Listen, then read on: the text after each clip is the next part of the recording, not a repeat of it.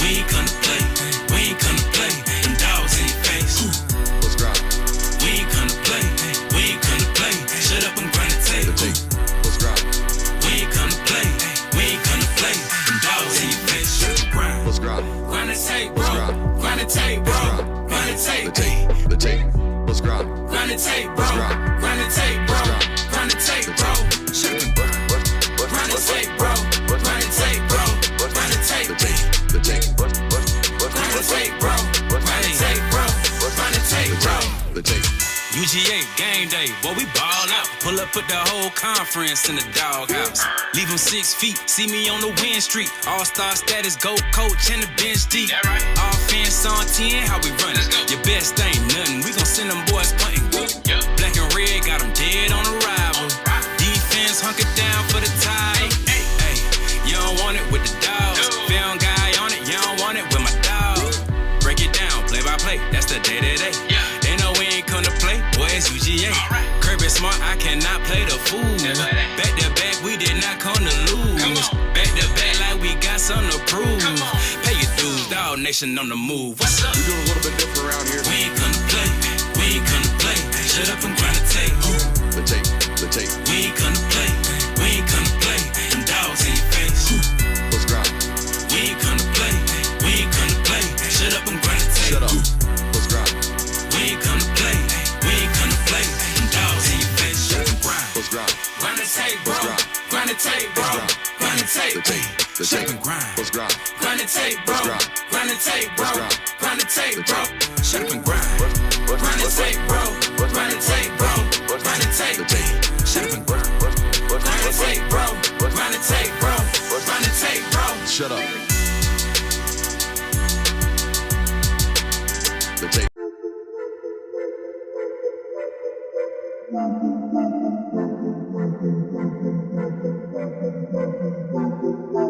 Welcome in, ladies and gentlemen, to MBR, or as we like to call it around here, Nothing But Rants, the show where I find topics that I'm oddly passionate about and I pontificate upon them. These are not hot takes, but rather takes that I'm hot about. What's up? You like that? You really like that?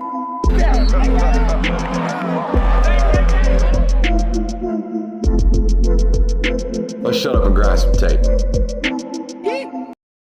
Some corn of the candy. And they'd hand you candy corn, and you're like, we got some corn of the candy. damn, candy corn? I'm actually frozen. You look. See, here's the evidence. You're standing up right now as it's frozen. This one ain't on me. Oh, it's on him. This one ain't on and me. We're out here frozen. I just want everybody to know. We're evidence. Frozen ghosts talking about candy corn. There's frozen evidence. I think that is.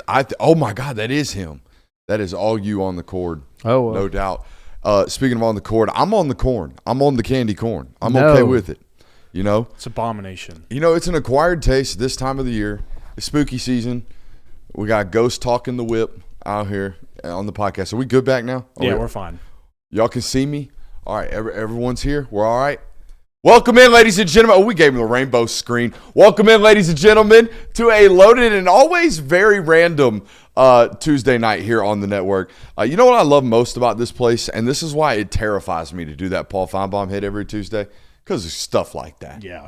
I mean, I'm out here on a Zoom flying blind on stuff that's constantly malfunctioning. And that time it's on Kirby. It's not on Stretch. Welcome in. We got a loaded show for you guys as always tonight. We're going to talk about which one-loss teams may or may not make the playoffs. Basically, I think the way I wrote the segment out, boys, we're basically going to select the teams that we think are going to make the playoffs tonight. Mm-hmm. That's how my notes ended. The one-loss teams, that is. The one-loss teams. But we're just assuming that if you're undefeated at this point, you're probably making it. Yeah, I mean, that's a so yeah. We're basically going to do that tonight. We've also got a delightful segment on the coaching dominoes, as you can see by the title of tonight's show.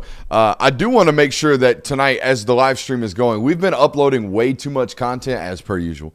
So by this point at the night, or at this point in the week specifically, YouTube has just considered no longer giving you notifications about our work. So I need you in this live chat right now to absolutely go bananas in the chat. Behave yourself, but go bananas in the chat and make sure you are hitting that thumbs up button and liking the stream. If you miss any portion of tonight's broadcast, it is made readily available, however, wherever you get your podcast. Let's do it, boys. Let's go ahead and start talking about some coaching dominoes. A lot already falling, a lot soon to fall. We made some phone calls prior to the segment. Yeah, we were tonight. source checking today. We were source checking. That's right. We were making calls to friends of the show that are well-connected, boots on the ground, as they say in the journalism world. So much so that we had to break the PowerPoints out tonight. Old school. Old school. I don't think there's a higher production quality than what we got going on right here. Like all the bells and whistles that y'all got going on, we got going on right here with some PowerPoint, which I don't think has gotten any recoding since like 2002. No, it has. You think so? I still swear by PowerPoint. I think PowerPoint has worked the same way my entire life. I mean, yeah, the format of it's the same, but the coding of it's different. If you learned it in 2007, you still know how to use it. I think it still looks the same. I think it still operates the same. I think it still feels the same. If it ain't broke, don't break it. Don't fix it. That's the same. But if it ain't broke, you ain't got to break it. But you got to fix it. It's got to be broken to fix it. You're thinking way too hard about this. Me thinking too hard? No such thing. Make sure you hit that thumbs up button. Let's get after it. All right, so here are the coaching positions that are currently open and some that we think may or may not open relatively soon. Like you see down there at the bottom, this is the one we were source checking on. Should we go ahead and address the elephant in the room up front, why this is on the list? Sure. Yeah, we might as well. We made some phone calls. They're circling the wagons, and meaning they're calling the big monies. They're calling the boosters. They're getting the money. And if they're getting the money, they're getting the buyouts, and it's a big one out there. It's also, you don't even have to talk about the money aspect of it. Hugh Freeze sat in front of wherever he was for that golf tournament. Was like, we got to be bowl eligible this year. As it stands right now, you are 3-4 with not a lot of hope, and arguably the worst team in clutch moments. I mean, they've lost 3 of those SEC games by 1 score. Yeah. The only one they didn't lose by 1 score was Georgia, and we saw what happened in the second half. It's like I said Sunday, Kirby. This is a conference that produces consistently 1-score football games.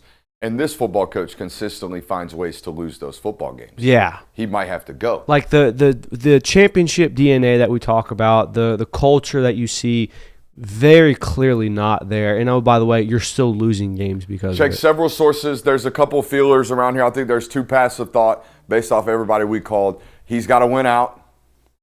Not happening. Nope. They might get him as soon as soon.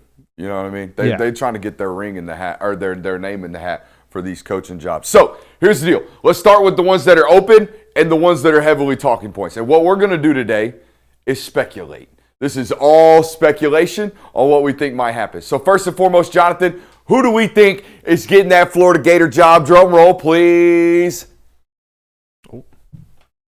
Drum roll, please. Lane Kiffin. All right, I think everyone is assuming this to be the case. If it's not Lane Kiffin, it's probably a litany of people. I heard some tweeting about 4 names. Those 4 names obviously being Lane Kiffin, some dreams about Marcus Freeman. Them's dreams right there. I dream of being the next Kirk Herbstreit. We can all dream. I mean, hell, throw Nick Saban's name into that. Yeah, I mean, why not? Right? Why not? Dig up some bodies. Let's go get Vince Lombardi. I mean, amen. Shout out to Pride Still Matters, the book. Anyways, who are else some candidates here that we don't think is Eli Drinkwitz is a backup plan here that they're not so hot about? Signetti was on this list before he obviously got that extension, but even then it was like, why are you even thinking you're going to go get Signetti? And there's a name that we're going to leave off of this in terms of like candidates until the next board. In terms of Brent Key, I'm going to get ahead of that. Maybe rushing the segment here. I think Brent Key is going to stay at Georgia Tech. I think we got a Kurt Signetti type of situation going on out there at Brent Key. I think we might get a big extension pretty soon. Now, this Penn State job, I put the tinfoil hat on, what was that, Monday, the moment James Franklin was fired. And I said, you know what, boys? The very, very well-known ties between Matt Rule and this program, but Matt Rule and this athletic director, I think there might have been a phone call made, hey, buddy, I'm not going to let my alma mater go out like this, taking 22.5-point favorite L's at home, despite the fact that I might lose to Minnesota this week. Matt Rule, your head football coach. And I don't know why he's in bold out there. It was a late addition. We made some, I was just messing with you. I didn't even have to point to it. It is bold. What do you think? Not necessarily a bold move. I think this is replacing James Franklin with James Franklin. This one, personally. Despite there's obviously nothing in concrete for any of these jobs right now, but this, of all the names that we're throwing up here, this feels like the one that's like, it's bound to happen. Foregone conclusion. It feels that way. Yeah. Because you're not even hearing anything about like, oh, there's some other names we're tossing around. We still got to get over, I love this place. This place changed my life. This place I met my wife. Yeah. You know what I mean? Mm-hmm. So it's totally different. Yeah, and at first I was very much like, I don't know why Matt Rule would take this job. I don't know why you would want to go rebuild what you're building right now at Nebraska after you've invested all this time. I also didn't really know why Penn State would want Matt Rule. Like, the Nebraska He's a Penn State guy. Yeah, but the Nebraska experience hasn't been all that successful. Yeah, but he's never had one of these jobs. He's been 9-3, 8-4 good at Temple and at Nebraska and at Baylor and turned those into once in a blue moon 10-win programs.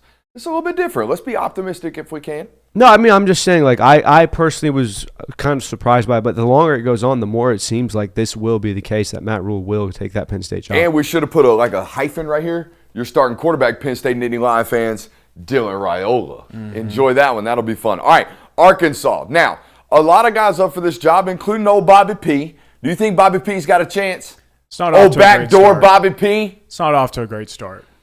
I don't know. They score hella points. Jonathan. Offense looks good. Who's their defensive coordinator? They probably got a GA out there calling plays. He fired the whole staff. That's fair. I don't know. And we made some phone calls around the SEC. They weren't necessarily being highly talked about prior to him firing like 4 or 5 guys up in the building. Yeah, I don't know. There's a world where it is Bobby Petrino, but I just don't think that there's been anything enough to. If he wins the Texas A&M game or the Tennessee game, this gets a lot more steam. If Arkansas does go with Petrino in this scenario, that to me is him saying, "All right, we're gonna kind of stay put this time. We got a guy that wants to be the head coach, and we'll wait until another opportunity maybe. Like don't feel safe. Like we don't feel like we're gonna get our guy in this cycle, dude. It's not like we've been openly talking about how we don't commit to football." How we're not we're focused on baseball and basketball out here right now. Our AD has openly talked about that. That being said, show me Rhett Lashley. You know what I mean? Show me some Rhett Lashley. Maybe we do commit to football. Maybe we see we can't be out here letting Vandy make occupied territory for our 8-4 grounds. We can't be letting that happen, Jonathan. Yeah. Out of all the names on that list, I'm very hesitant to say that'll take place just because I think we're all at the point now where SMU is a better job than Arkansas. Yeah, they're far, far more committed. I bet that roster costs more money out there in, SMU. I'm trying to think. They're in Dallas, right? Yeah. They're out there in Dallas than it is out there and if you did pull him away from SMU, you would get a guy that has some connections around that area. He played there. So you get a guy with some connections in that area, obviously has roots in Texas, so... Speaking of guys with connections, let's put the old tinfoil hat on. Show me that Vodtech box. Ooh. Now, this was your take, a month ago? You were on this right when it came open. You were on this puppy. Brad Crawford must be friend of the show. Brad Crawford must be out here watching the show. What up, Brad? Good to see you in the chat tonight, Brad. Great article by him, though. Kind of nationally bringing voice to this. Shane Beamer poo-pooed it at the press conference. But we know this stretch is terrible for South Carolina going down the pike here. It could be a beneficial mutual parting of ways here, huh? Yeah, I mean, it'd be a situation where Shane Beamer could still look good, relatively good. Like, he didn't get fired from South Carolina. And really nobody would probably blame you too much because you have so many family ties up at Virginia Tech. You have ties yourself there. So it would be – it would be a step down, what many would classify it as, but it would be an understandable move. Let me talk to you Auburn fans that have circled back. Oh, my bad. Well, I was just saying, this feels like the dream job for Shane Beamer, and you look around. No. He told folks today this is his dream job. Well, of course, you're not going to come to the podium ahead of the media when they ask you, are you leaving this team, and say, hell yeah, you guys got me. You guys got me. You're right. I'm planning on leaving. No, he's going to say all the things that talk about how much I love South Carolina, how much this. But we all know what's happening. Lenore Sellers is not going to be on this roster next year. There's not a lot of hope. The recruiting class is not very good. What reason is there to stay in an SEC conference, which, by the way, has been nothing but a death trap for middling teams, and including top teams? So I don't see why I would stay if I'm Shane Beamer. It's a gracious exit strategy in terms of you get to go back home and you get to sell that PR. You're walking away from what it is, but you can't sell me on the idea of having an SEC job and walking away for an ACC job. That's a very, very tough sell, and it doesn't make a lot of sense from a career standpoint, and I highly doubt his agent would allow that to happen. You know what I mean? Yeah. I mean, look it up. He's probably one of the 13 that's repped by Sir Jimmy Sexton. And that dude don't take pay cuts. all right? And he don't let you walk away from these types of jobs. So I would imagine. Shane Beamer does not have an agent listed in public sources. It strikes me that Shane Beamer keeps things under the wraps. That strikes me as surprising. Anyways, all right, let's go on to Auburn. That job opens up. I think that's the guy. I think the fan base has circled that guy. James Franklin, for those of you listening to us, not watching us. Thoughts? Honestly, I'll go back to his college game day interview because I think everybody was kind of like, don't really know what to expect from this. Like, have no idea what James Franklin is about to say. Some felt he had every right to kind of tarnish Penn State, throw shade at them, and kind of voice his opinion on how he probably got cut too short. Instead, it was Nick Saban who did that for him. But James Franklin was very adamant that not only does he want to get back into coaching, he wants to keep doing that, but he wants to win a national title, and he said, I'll go do it somewhere else. That's why I said let me talk to some Auburn fans if they've circled back on the old big head over here. Because I kind of got early to the Hugh, I don't think this is going to work thing, and it didn't go so well with the Auburn fan base, and now I think they understand. I think they need their Mike Elko. I think they need their stable parent. I think they need their guy that's in there that's, very likable, that's going to sit down with a media base, not from a friendship standpoint, but from a be able to talk to them and become very likable. Same thing with the booster base, because Carson had that from failed that category from all categories. Was not very likable from a media standpoint, couldn't get to that booster base very well. Hugh understood how to do all that. He just couldn't coach football. I think James Franklin can win a lot of football games at Auburn. Yeah, I mean, given what Hugh's been given. And let's be fair. I know that national championships are the want of every team. Mm-hmm. I think if Auburn was told, hey, you're going to go 9-3, 10-2 every year, and you probably will struggle to beat top 10 teams, or just move the James Franklin experience over to Penn State, they'll sign up for a long time with that. I don't want it to mean, folks, but yeah, I mean, they're wishing for Gus back right now. I mean, let's be real. They have been horrible the last 5 seasons. I'm not trying to down on Auburn friends. That's just objectively what it is. Yeah. So, I mean, I would absolutely sign up for James Franklin, a guy that can give you a very consistent 9-3, 10-2. Sometimes he'll pop out in 11-1, will make a playoff type team. And by the way, you're going to have more access to better resources in Auburn than you would Penn State. So I think it's a great fit for him. I mean, we're moving to a day and age where, at least on this channel, we believe where we're going to 16, 9-3 is a perennial playoff team.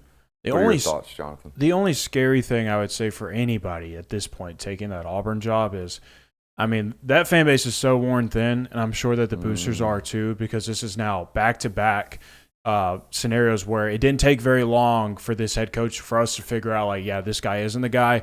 And now James Franklin, a guy that it took you 9 years, 10 years at Penn State for them to be like, okay, we're finally going to pull the plug on you. But as soon as you lose to another ranked opponent, it would be Auburn fans being like, see, this is what he's always done, and this is what we needed in a head coach, and now he's already doing it again in our program. All right, look, those are some big jobs right there that have now not only been filled in these hypothetical scenarios, but there's a lot of jobs that now have become open.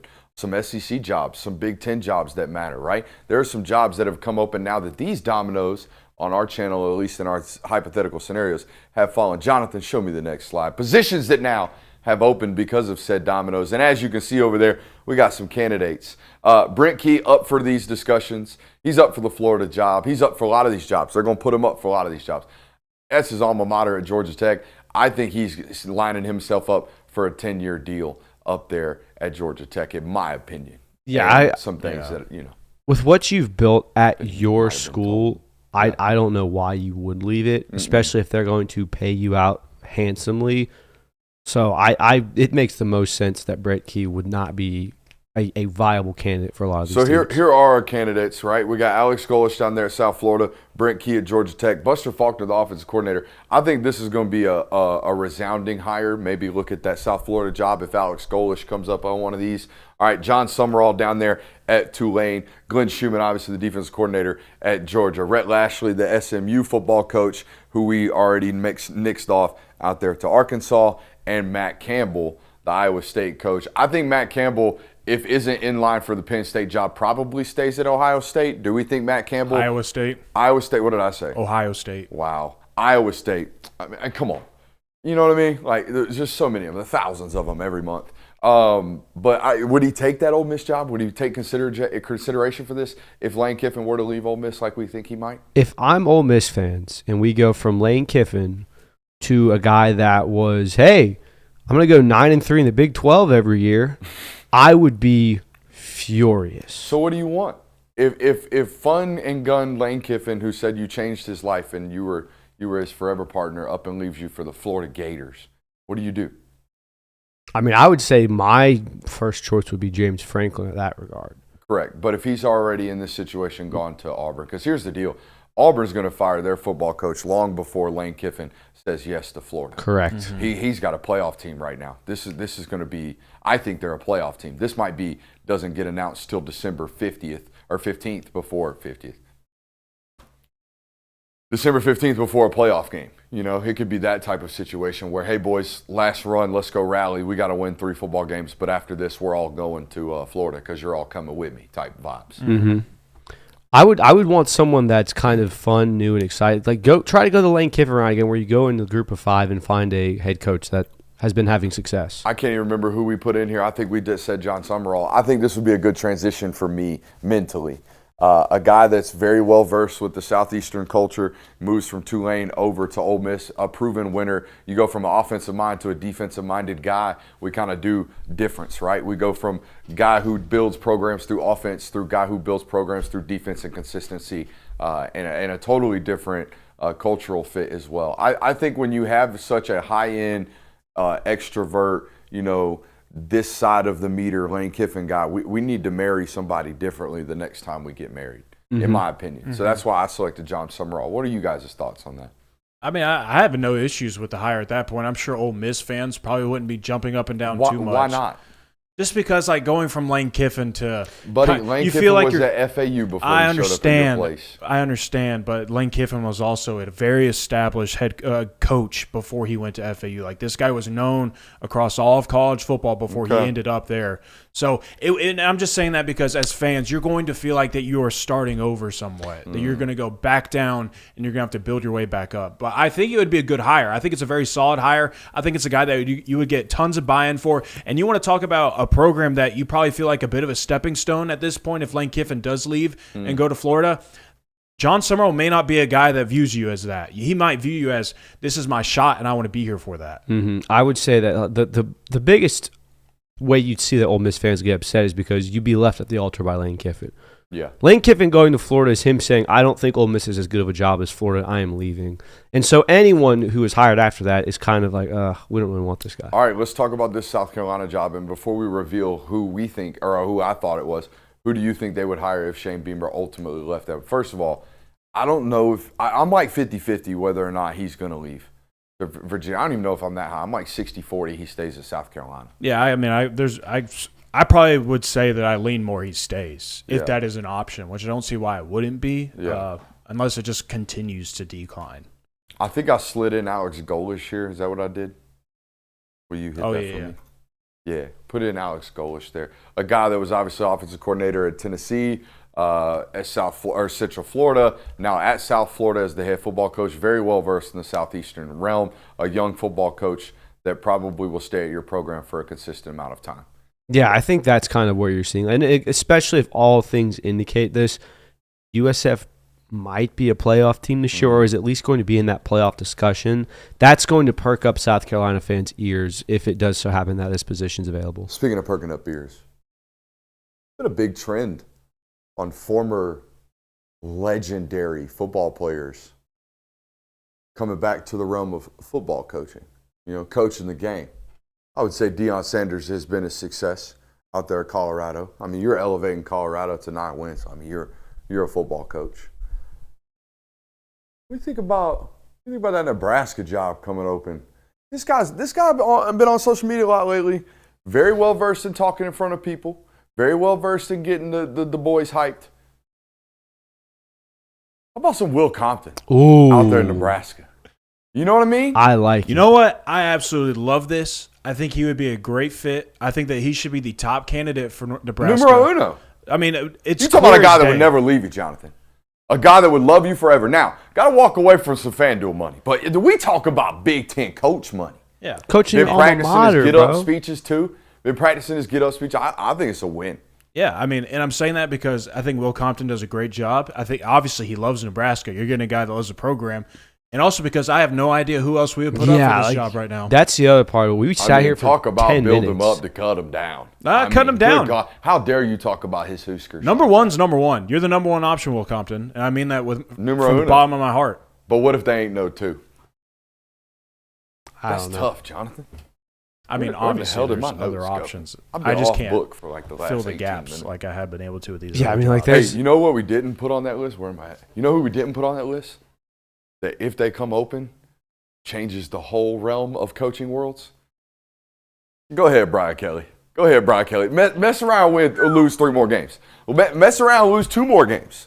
Mess around and find out. I mean, that job comes open, and that's one of them hide your kids, hide your wife, everybody sniffing around that job. Watch the private airplanes go nuts if that job comes open. I told you, like 98% of college football is clenching their cheeks if that job comes open. Tight as you can be. Also,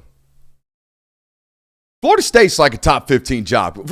Mess around, find out Mike Norvell at the end of the year. Oh, he's already doing it. I mean, that's what I'm saying. Like they're probably just like, hey, let's do some Fugazi stuff, try to protect the recruiting class, hold it on tight, whatever's left down there type stuff. But whew, that's like a top, like I said, 15 job. What? Someone in chat is wilding right now. Oh, it's a Tuesday night. It gets wild. Wait until Thursday nights. This place gets absolutely bonkers. That was a dynamite segment. I like that. That was a dynamite segment. I would be very excited to come back to that and check and see when all of the dominoes have fallen on this. I have a question though. I mean, we put up a lot of candidates up for these jobs. We put a list. Is there anybody that we're sleeping on, Christian? I'll give you someone who you are sleeping on. That is Sleeper Fantasy. Our friends over there at Sleeper Fantasy. I got it right. Left hand? Yeah, I'm chilling. It's not as easy as you think, is it? Well, I was just making sure. It's not as easy it's always the left hand. Always the left hand if you're facing the camera. Sleeper Fantasy is the sports real money gaming app used and focused on bringing people together through sports and gaming. It has become the fastest organically growing fantasy platform in the world with over 6 million users in 2023. You'd have to imagine those numbers are only bigger now. Use promo code Brooks today to get up to $100 match on your first deposit. By the way, they're still offering a $20 sign-up bonus. So if you sign up, you get free $20. If you saw $20 on the street, would you pick it up? Of course you would. So go over there, use promo code Brooks today. Thank you to our friends over at Sleeper. Proud dad moment. You crushed that. Oh, thanks. I feel so free knowing that I have handed those off to the kings. Princes? No, that's weird. Young kings. My young kings over there. God, I feel old. Does that make me unk? Maybe. I'm fighting the unk accusations as hard as I can the rest of my life. Hey, man, we got some undefeated football teams left 8 weeks into college football season. Everybody's played 7 games. Everybody's nearing their second bye. We're about to that point in the year where ain't no byes left. Everybody's got to close strong and work their way to 10-2, right? I don't think you think anybody's getting in this 12-team playoff at 9-3? I'm going to say no. Not right now. It doesn't look Not that unless way. there's Not a whole right now. litany of football teams at 9-3, which I don't think we're shaping up for that. I think there's 10-2 teams that aren't getting in this playoff. Yep, I think there are as well. So I think we got about 20, maybe 25 football teams at this point in the season that think, hey, we got a shot if we handle business. So what we're going to do tonight is go through at least the one-loss football teams and decide who we think's actually going to be in their name's actually going to be in the hat towards the end of the season. I think we should start this segment by talking about football teams that have already gotten to the point in the season where they have earned the right to be considered, yep, they're going. All right, Ohio State is that. Yep, they're going. Indiana right now is that. Yep, they're going. A&M, you don't believe in it? But I think right now they're at the point where they have 4 conference football games left and they have to go 2-2. And one of them's against South Carolina. The other one's against LSU. Like I think we're okay. I think it's fine to assume that they're going. Okay. You have to give a group of 5 team. So we're going to go ahead and select USF. They're the highest ranked. Not gonna have that much of an effect. Either. And let's try to do this without taking a sideways jab at their scheduling or anything left. But Notre Dame has handled business. They played their 2 games tight. Lost them by a point in each game.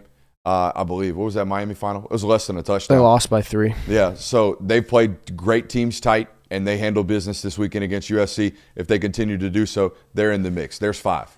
All right, those 4 teams, Ohio State, Indiana, A&M, Notre Dame, and the group of 5 team USF. That leaves us 7 spots with a lot of football teams that have 1 losses left on their on their current record with a lot of work left to be done. Let's start in the ACC, boys, of Virginia, Miami, and Louisville. Who's got the best chance to be playoff teams by the end of the year? I need to go peep some of these. I have Virginia in this because I think that they've been one of the most just steady teams. Yeah. That said, going through this list, the ACC was the hardest conference for me to look at and go. Are you a 2 teams recipient or a 1 team recipient out of the ACC? I want to say 2. I do too. I think it's 2. I think it's a 2 But team I think league. there's only really going to be like 1 team where like, yeah, they deserve to be. Hold here. on. There's a major omission right now that we haven't considered. Georgia Tech is undefeated right now. They're not on this list right now. Oh, that's on me. So Georgia Tech is a playoff So team. now that changes my answer because I was going to say Damn. Virginia is in because they have the easier schedule the rest It's a of the way. good look right there, dude. But I would nix Virginia and Louisville, and I'd say Miami and Georgia Tech right now are the 2 ACC Honestly, teams. God, that's an omission 3 years ago. I don't think we catch. So good job on that. I'm going to go Virginia over Miami and Louisville, honestly. Oh, you're Miami- fading Miami completely. Miami has once again, and we kind of all felt like it was coming. Now, granted, Carson Beck not playing well does not help that, but it's the Mario Cristobal special where, like, for the first 5 or 6 weeks, like, wow, this is a really, really good football team. But we're always just going to wait on that one horrendous game to happen. It's happened once. I'm not banking on it not being able to happen again. I don't think a 10-2 Miami gets in the way they've played. Louisville's still got a tough stretch going down Yes, they do. the slate. I'm going to take Miami and Virginia Tech out of the ACC currently. Georgia Tech. Georgia Tech. Good Tech. God. Rattled. Are we good on the ACC? Yeah, I'd say that's Okay, pretty let's confident. move on into the Big 12.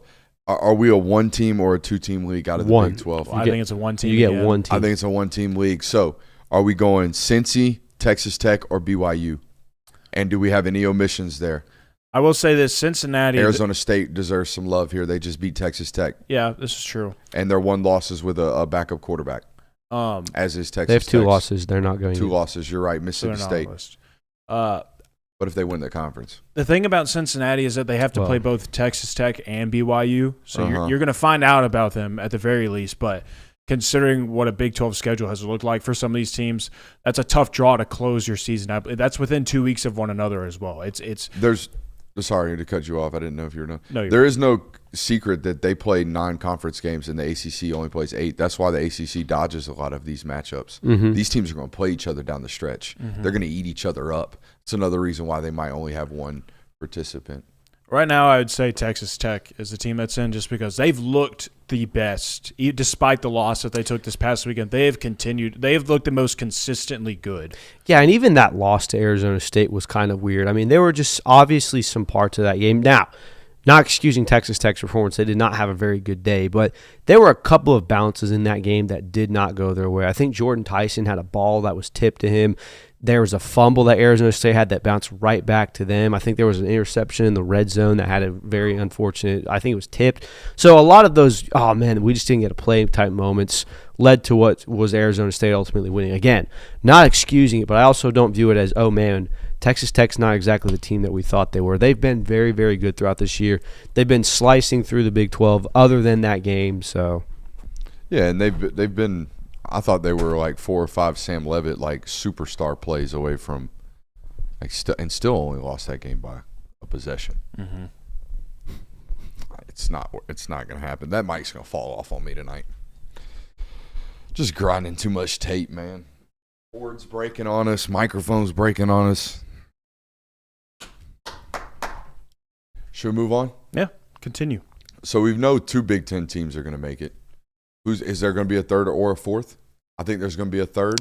there were 4 last year. Mm-hmm. So I'm going to say there's 4 this year. I think that you kind of get that status quo. So we got Ohio State, Indiana. You're going to go ahead and put Oregon in there, it sounds like, and they should be. They're Kind of gonna have win to, out. yeah. Have to. They're going to win out. And that leaves USC as the 4th. Who are you going with there? They've already got They've already got, You know they what? got 8 losses and weren't on this list. You know what? Big Ten might only get 3 in this I think year. they're only getting 3. I cut it off at Oregon. What'd you do? I mean, yeah, 3 seems more likely right now. Mm-hmm. That's what I would I feel don't think they're a comfortable with. 4-team conference. They're not No. deep enough for me to give you 4 members. All right, especially because we don't have that many left, and I got 4 going to the SEC. From the SEC, I've got Alabama, Georgia. All right, I went ahead and put in Mizzou, and give me Ole Miss. Really? You kept Missouri in? Dude, their schedule's winnable. So you have wait. You have Hold on. 5 teams in No, the no. SEC? I got Notre Dame, Ohio State, Indiana, A&M. So that's one SEC team. Miami, Louisville, or Miami, Georgia Tech, not Louisville. Texas Tech, Oregon, Georgia, Ole Miss, Mizzou, South Florida. So you have 5 SEC teams in. No. 1, 2, 3, 4. 4 SEC teams. Which are A&M. Oh, where's Bama? exactly. This is why I can't do this stuff. Exactly. I can't do that. Mizzou's not a playoff Mizzou's team. not going. I'm not buying it. And honestly, you know why I can't do this? Because it's supposed to be 1-loss teams, and Bama's not on the list that we have on the sheet. They are on the list. yes, it is. They're on my list. Football brain went hellified crazy on this one. This is on me. So I'll just tell you the teams that I Good thing said that happened 30 I minutes don't in. think will make the playoffs from the SEC of the Where's one-loss Bama? teams. Missouri, the issues with Bo Pribula right now I don't exactly love. And I love Ahmad Hardy. I love Zion Young. I love Damon I'm with Wilson. I love all the other parts that you have on your team right now. But what we have learned, especially in these playoff scenarios, is that you got to have a competent quarterback. And not to say that Bo Pribula isn't competent, but not playing confident. That's the biggest thing for me. Oklahoma, kind of fading on them a little bit right now. I mean, you still got a matchup against Alabama coming down the path for you as well.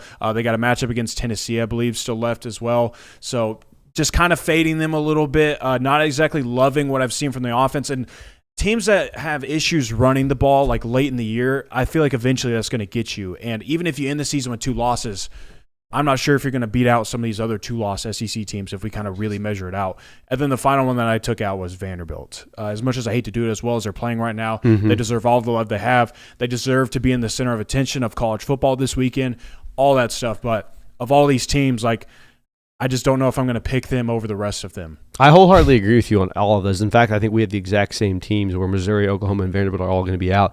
We are setting up for an interesting situation, though, because correct me if I'm wrong, there wasn't a 10-2 team in the SEC last year that got left out. They all made the playoff. Everyone else went 9-3. Yes. I think that there's an avenue to where Oklahoma loses one more game, Vanderbilt loses one more game, Missouri loses one more game, and they all kind of finish the year at 10-2, or even 2 of those 3 teams. And you look up, and there's 5 or 6 SEC teams that are 10-2 this year. That you're going to create a lot of issues, and it's going to ultimately be part of the reason why people argue for a 16-team playoff. If I were ever an AP poll voter or a Heisman voter or anything, if I ever voted on anything that mattered, I would have to hire, and I'd probably pay them whatever I make, like whatever I can reasonably make, to be a quality control system, to make sure I don't miss stupid stuff like that. That happens. Like, you got to know it happens way too often to me, man. Like, that can't happen. You can't forget Bama. That nixes all the Bama Brooks allegations right there. And they're in the bud. Absolutely in the bud. Sorry, Damn, man. that was crazy. It's all good. Where do you want to go next? You want to make me put them damn gloves on? Yeah, let me get them for Oh, you. you know it. Somebody get them I know things from me. you're excited to put the gloves on. That's the thing. I am. You act like it's a punishment. Maybe we need to find a new punishment. I feel like this man is enjoying the Teddy 2 gloves a little bit too much right now. I mean, Teddy 2 gloves is the way to go, honestly. Have you ever gripped a ball with the gloves on? Yeah, but those don't feel. Those aren't ball Oh, gripping they got gloves. the grips. Those aren't ball They gripping got. gloves. I mean, they got some Gorilla Glue type grip on this thing, man. You know what I mean? I mean, toss me a rock right quick there, AI. I mean, be careful. I don't know if I should Let's trust see. AI to rock. You're You're gonna let the elephant throw a football? Yeah. Hey, whoa. Didn't have to double down on that one. This one's a little flat, but Hey, little Tom Brady. Little Tom Brady. a lot of Tom Brady. All right, let's talk some ball. 18-25. That's looking fadeable, boys. That is looking Yeah, that hella was- Honestly, though, fadeable. like, let's put it all in complete context. We're talking about the last 4 weeks. You have been intentionally trying to lose. And Yeah. yet you're 18-25. I mean, that's what ain't no point in being 500. Ain't no point in being out here giving picks, either not winning at a high rate or not losing at a high rate. The worst part is, either be rideable or be fadeable. Ain't no in-betweens. Don't be lukewarm. Spit you out my mouth, so says the Lord. Don't be it. You know what the worst part is, though? You know about that? What? You went 1-4 this week. Yes, I did. And you would have been right had you just picked the teams you were thinking. I got to fade myself. Fade myself. That's what you do. So let's see if I can do it again. You could have It's a science, Kirby. It's a science. All right. Okay. Our first one we got on the docket. What you got? Ole Miss at Oklahoma. The Sooners are favored by 4.5. Ole Miss, Oklahoma. I think Ole Miss is going to win the football game. It's on the road, though. Mm-hmm. Handle business this week. I think this stuff's been changed since we got helmet comms. But give me the Sooners. What was the line again? Don't care. 4.5. Give me the Sooners. Uh-oh. Home dog. Gotta love it.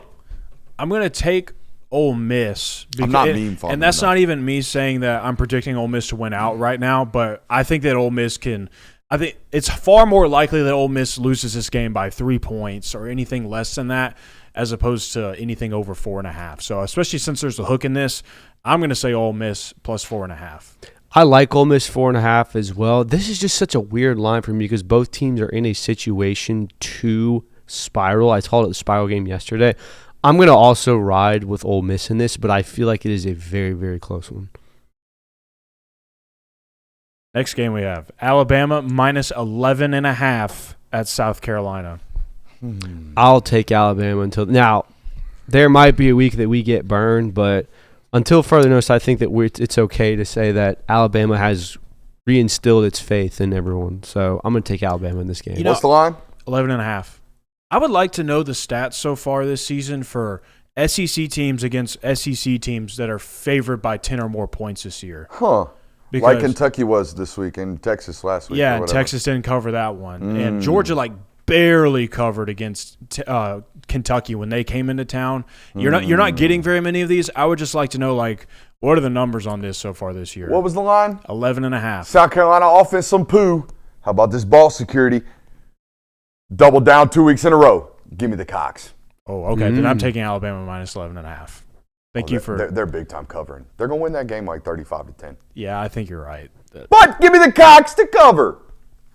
Missouri at Vanderbilt. The Doors favored again by 2.5. Eli Drinkowitz playing all that underdog card. I don't believe in Bo Pribula, though. Give me the Tigers. The Tiger? Oh, yeah, he's fading myself. Oh, okay. Remember, he's fading myself. Give me. I doubted Vanderbilt last week at home. I'm not going to do it again this week. Take me Vanderbilt minus 2.5. Good job. Give me Vanderbilt minus 2.5. And grabbing it while looking. I believed in Vanderbilt at home last week, and it paid off. However, I'm hesitant to believe in this one. I think that 2.5 is a pretty small line. I'm going to ride with Missouri on this one. All right. Next one, Go Tigers. Texas A&M minus 2.5 at LSU. Oh, man. I've been riding the Aggie train, big dog. You know what they do to get your class ring at Texas A&M? At least my cousin had to do this. You have to drop it into a pitcher of beer and chug that thing. But that's the coolest thing Texas A&M has ever done. Give me the Tigers. Oh, God. I believe A&M wins that game by to almost maybe 17 points. Yeah, I think Dude, there's no LSU's game plan for winning is can we win it 24-21? Yep, exactly. And the answer is I don't think so. They're not really even scoring 24 points consistently. So that's their ceiling. They have not surpassed 25 points against a Power 4 team this year. I mean, are they the second worst offense in the conference? Third. Kentucky, South Carolina. Yeah, then Auburn. LSU, Auburn. Auburn. Let's not forget how horrible Auburn is. Good shot right there. Yeah. So they're 13th, 12th. Ugh. Are they? So yeah, in the opinion of grossness, probably they're a tough watch. Well, opinion they're bad offensively, dude. They leave their defense out on the field. In the last two SEC games, their defense has averaged 75, 76 snaps. Oh, here's a stat that Hunter Lacey just dropped Florida in the Florida comment is section. worse than them. Florida is statistics. The home team has won the last 8 matchups between A&M and LSU. Oh, A&M's never won there. A&M's never won there. I'm taking LSU, by the way, just for the record. Mike Elko had a good quote today. He was asked about how tough it is to win there. He was like, well, we wouldn't know. We ain't never done it. We ain't never done it, so I don't know. That's good coach speak, honestly. It's great coach speak. You know what? Texas A&M is due for one of these. I'll take LSU plus 2.5. Boo! Go Tigers. Let's go. I got them too, so y'all ain't doing a good job fading Brooksy. Oh, that's okay. Illinois at Washington. The unranked Washington Huskies are favored by 4.5. This is a weird one, and I honestly like the rankings when it comes to the 20 versus unranked. I don't really know. I'm gonna ride with Illinois on this. No, I'm taking Washington. I don't really trust Illinois. I'll take Washington as much as I don't know. You're looking at me weird like you've never done ball drills, dude. Not in the middle of a show. I mean, what we got? We got Illinois at Washington. Huskies favored by 4.5. Oh, this is the ranked dog. Give me Illinois. Oh, then I'm definitely taking Washington minus 4.5. Are we done with the shtick? We are. That is best right. bets. You can take the gloves off. Thank you. Can we be serious now? Would love We Dude, what are you talking about? I was locked in. to. Mm-hmm. right. Okay. Next set. Locked in. Next segment is film notes. Ooh, let's get them. No, we've got. Do we want to talk about film notes or do you want to go Vanderbilt? Oh, yeah, I'm down to do Vandy. If you want to do film notes, I mean, I thought the diabolical change between what we just got done doing to here's the most serious football talk you'll ever get on the internet was kind of funny. okay, we'll do that. So then. let's do that. Dude, I love A&M's run scheme. Did you see the first of all, dynamite segment done by you and I on A&M today? Great job in here, getting in here early so we could produce and practice that. Thank you. Absolutely slayed it on Feinbaum. But the stuff that they do, the stuff that they attack, the natural bubbles in the defense, no matter what you're in defensively, there is a natural void. There's a natural bubble. If you're in a 50 down front, you've got a 0 and 2-3 techniques. There's a bubble in C gap between those wide nines. If you're in an even front, if you've got 4 down linemen, there is a bubble. Whether you're in a nose tackle and a defensive end, there's a bubble over the guard. There is a natural bubble in every single defensive formation that is created. Your job as a coordinator is to probably attack those bubbles. A&M's doing it better in the run game than anybody else I'm studying currently. They are attacking. A lot of guys attacking numbers. A lot of guys attacking boundary, like, hey, trying to truck, toss, pin, pull, all that good stuff. They're attacking gaps in between the tackles right now at a really high rate. And in that football game and in that matchup on the flip side, I don't know if there's anybody playing more bump and run at a higher rate than what LSU's doing right about now. Mm-hmm. My God, they play I trust my corner football, and they should. They got a lot of great ones. They rotate a bunch in. The only thing that there really is to do right now against LSU defensively is to continue to get or stay on the field and stay committed to the run game. Eventually, it will ultimately crease. But I think a lot of teams are attacking nickels, attacking safeties in coverage. They got really big safeties that cover a lot of ground, but I think their short area quickness can be tested, and a lot of teams are doing that. And that's a tough matchup going against a team like Texas A&M, who I would argue they're having to play, Casey Concepcion and Mario Craver as a lot of X and Z formations a ton. But those are the two best slot receivers in college football for my money. Yeah, would you argue against it? It's hard to argue against it. Jeremiah is an X. Ryan Williams is a Z. Jeremy Bernard is an X. Like when we're talking about what it's going to be on Sundays from a slot receiver standpoint, those two guys are insane. And that scares me with regards to them struggling to cover that defensively. Another thing that I've been watching on film lately, I hate to do this to Texas fans watching, but I'm sure they agree. There are some fixable things there, but I think at this point in the season, man, there's just too many things to have to fix. Like left guard's got to get fixed. The comfort of the quarterback's got to get fixed. I don't think the center's playing at a high rate. Protections are very up and down. I don't think they're very clean. It's very clear to me that the quarterback doesn't have very many responsibilities with regards to protection. How do I know that? He's never cleaning it up at the line of scrimmage. So he's disconnected from what's going on because, and we talked about it in our film study, I wouldn't give it to him either. He's got so much going on. He's so pressurized right now. I'm not going to go in there and say, hey, we need to be sitting down with the offensive line, making sure you're handling protections. No, he's trying to drink through a fire hose as is. We don't need to be adding that onto his plate. The left guard is a problem. We just talked about that. The run game's a problem. They can't reestablish the line of scrimmage at tackle. That's a problem. They don't really have any yards after catch weapons right now. That's a problem. They don't really have an ability to protect, to get the ball deep. That's a problem. Like, there's just so many things right now compounding on them that I don't think you can expect consistent fixes.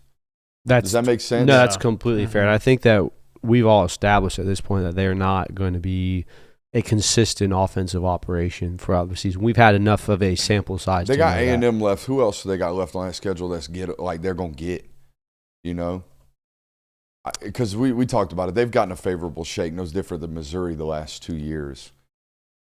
You're asking about LSU, right? No, I'm asking about Texas, big dog. Oh, Texas. They got too many unfixable things going on. I know they got A&M left on the slate. Georgia. I'm just curious. Honestly, Georgia, yeah, that's tough. It's turned into a bit of a tough close for them because they got Mississippi State, then it's Vanderbilt, and then it's Georgia, and then it's Arkansas, who's putting up points like nobody's business in the SEC that's right not now. Texas isn't a playoff And team. then they have to play Texas A&M. Not a playoff team. Got any book recommendations? Just kidding. What a random question. I just got text that in the middle of the show. Isn't it funny though What's that up? what was Clemson's preseason ranking? 2, I think, or 3. They're top 5. They might have been 4. They're top 5. That 3 of the top 5 teams in the preseason aren't even going to make the playoff. Might finish unranked. Penn State going to be unranked. Clemson's going to be unranked. Texas, they might finish like 20 to 25. yeah, but they're not range. making the playoff. So it's very funny to me to look back at that. I wish I could watch a lot more Big Ten football. Why is that? Oh, you don't know?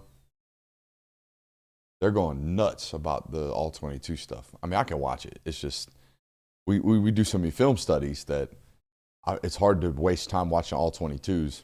Oh, I thought You're not going to break it down. I thought you meant like casually watching it, not like breaking No, it down. I'm watching the TV copies, but that makes me a casual. I can't do what I do from a TV copy standpoint, I don't think. That's understandable. I can just read game flow and how it broke down and tell you football through the box score, but it's hard to watch. But I want to watch what Ohio State's doing. I think Oregon's the only team right now still running wide zones successfully. Have you noticed this? Missouri's not running it all that great. All the Ahmad Hardy explosives have come inside the box. Now, there's been a couple against the mid-majors in South Carolina that he spit on wide zone, but Texas isn't running wide zone all that great. Oregon's the only team that's doing it right now, successfully and consistently. Everybody else is jet sweeping their way to C-gap and beyond. Again, the idea of that segment after what we just did, you can't make it better. That's so money. That's so money. I think I had one more. Oh, South Carolina's a tough watch, but y'all know that. That's not money. You know what is money? What's money? Something to hold you money. Also, what was money? Saturday. Our friends over at Ridge.com, promo code Film God 10, or Brooks 10, excuse me. Ridge.com, promo code Brooks 10, get you 10% off today. This secondary battery pack has been legendary for a person like me that never charges his phone. I'll say I think it's been attached to your phone every time I've seen you. Since. It also, I mean, you know me, I'm also ADD. I like to watch things while I'm working. I mean, come on. Come on. That is pretty You know what I mean? clutch. That's clutch as it can be. Ridge.com, promo code Brooks 10. What you got over there? I got a money clip over here. Actually, I think this is their full wallet. It also comes with a money clip on it, but you can hold your cards in it. Super sleek design, and it feels sturdy and durable. It's not one of these cheap wallets that you can get off, a Temu or something. Like, this is a real wallet. Very quality stuff over at Ridge. Another thing I wish I was watching. Julian Sand has had a maturation period. For sure. Like, it's been an explosive 3 or 4 weeks for him. I would say dating back to Minnesota. Yeah. That I feel like they beat the opened it hell up out of then. Minnesota. Cardell Tate had another insane grab this weekend. Like, we're watching it. We're just not studying and showing you what they're doing and explaining you the why, which is, I think, what we do best. So that's unfortunate. Perhaps Ohio State fans and Big Ten fans would want to subscribe. They should. They should definitely subscribe. We'll talk about that later then. Oh. Were you doing side hustle play? Yeah. Yeah. I mean, maybe. I think there's one day an opportunity there. I just don't want to. I want to grow to a massive point and then be like, hey, by the way, I'm going to keep doing all this extra work over here if you want it. Mm-hmm. But I appreciate you in the middle of that. That was a good idea. Is this Vandy stuff long term? Or do you think this is a Pavia only thing? It's not a Pavia only thing. It's definitely headlined by a guy like Diego Pavia and a quarterback that is this much of a gamer. And we've seen how valuable that is for teams. Like Gunnar Stockton is the epitome of this. Georgia does not have as many wins as they have if they don't have a gamer at the quarterback position. So I think that Vanderbilt's roster as a whole has gotten exponentially better from where it was 5 to 10 years ago when it was one of the bottom feeders. They don't win that football game Saturday without him. I'm going to tell you that. Yeah. Like, he is a gamer. There are so many plays in that football game where it's like, okay, Pavia just beat us. There's a 4th and 1 there where he hits the back in the flat. The dude's not even in the progression. The kid was in the pass protection, and Pavia's running around like a chicken with his head cut off, and then, bam, we get hit with a 20-yard explosive. I mean, his legs were the primary difference in that football game as well. Here's what I do think is consistently going to happen for them, as long as whatever they got that's creating this stays intact in terms of their scouting department. You watch these guys on film, there ain't a bad mover on either side of the football. And y'all know how I am with movers. All right, I don't want knee-knocked football players. I don't want guys that are stiff-hipped. I don't want guys that can't run. I don't care if you're fast. I care if whether or not you're in constant good body positions, because you're not going to be on the ground. And if you're up, we got a chance. So I think when I watch them year over year, since Barton Simmons and Clay Clark-Lee have gotten there, they know something about player identification processes. They have gotten good football players that are not only like lesser known, but are, like I said, great movers. They don't, like, all their offensive linemen are skinny ankled football players. They don't fall down. They don't get tripped up. They have great, they get out of their stance. They don't get speed rushed. Like, they're strong too. They have combination of good football players left and right. And I do think there's something to say about how they have found their playmakers. Their tight ends they have found underrated tight ends, whether it be, I think the kid, the Preston Stone kid, or the Preston whatever kid, might be a transfer kid. But the primary tight end's been there for a couple of years, and he's a great mover. And all of their yards after the catch guys are really, really good with the ball in their hands. Yeah. And I don't think that's by happenstance. I think that's going to continue, as is the offensive identity. So it's just about whether or not they can get the same caliber of playmaker in there at quarterback. Yeah, and again, I think or that even, maybe a different type of playmaker. Maybe they get a better passer, a more consistent passer. just a difference maker. Yeah, Pavia's a playmaker though. Yeah, for sure. And I think that if you're a Vanderbilt fan, the baseline for what your season will be, I think, is a scrappy 7-5, 8-4, sometimes 9-3 team that no one wants to play because there's no nobility in beating you, but there's also a real possibility they could lose. You've got a good point here with regards to this territory that's available in this conference. There is a lot of people that are, their fan base demands 10-2. Their fan base demands playoff expectations. All right, there's a lot of territory to be had right now in the SEC for that 8-4, occasional 10-2 territory. All right, with regards to expectations, again, especially as we go to 16, which we think all is going to happen. Not unfortunately. To bog it down there. But if I say right now, over the next 4 years, gun to your head, this team's going 8-4. Are you saying Vanderbilt or Arkansas? Vanderbilt. I'd take Vanderbilt. Are you saying Vanderbilt or Mississippi State? Vanderbilt. I'd take Vanderbilt. Are you saying Vanderbilt or Kentucky? Vanderbilt. Here's where it gets hairy. Right now, if they don't fire the guy tomorrow, Vanderbilt or Auburn. If Hugh Freeze stays on that job, it will be Vanderbilt. It won't be very long. All right. How about Vanderbilt or South Carolina right now? Ooh. Probably Vanderbilt, to be honest. I mean, they've done it. They got way more momentum than South Carolina does. I'm gonna South go Carolina's incoming recruiting class, it's very top heavy. There's not a whole lot of depth that they're adding there. So I'm just saying, like, if we're looking at the future 3 or 4 years, Pavia be damned. He's a great football player. He's been legendary for them. They'll put a statue out front with the day they actually build one. Do they have a football statue? I don't know. He I might don't be know the where first they'd and put only. one.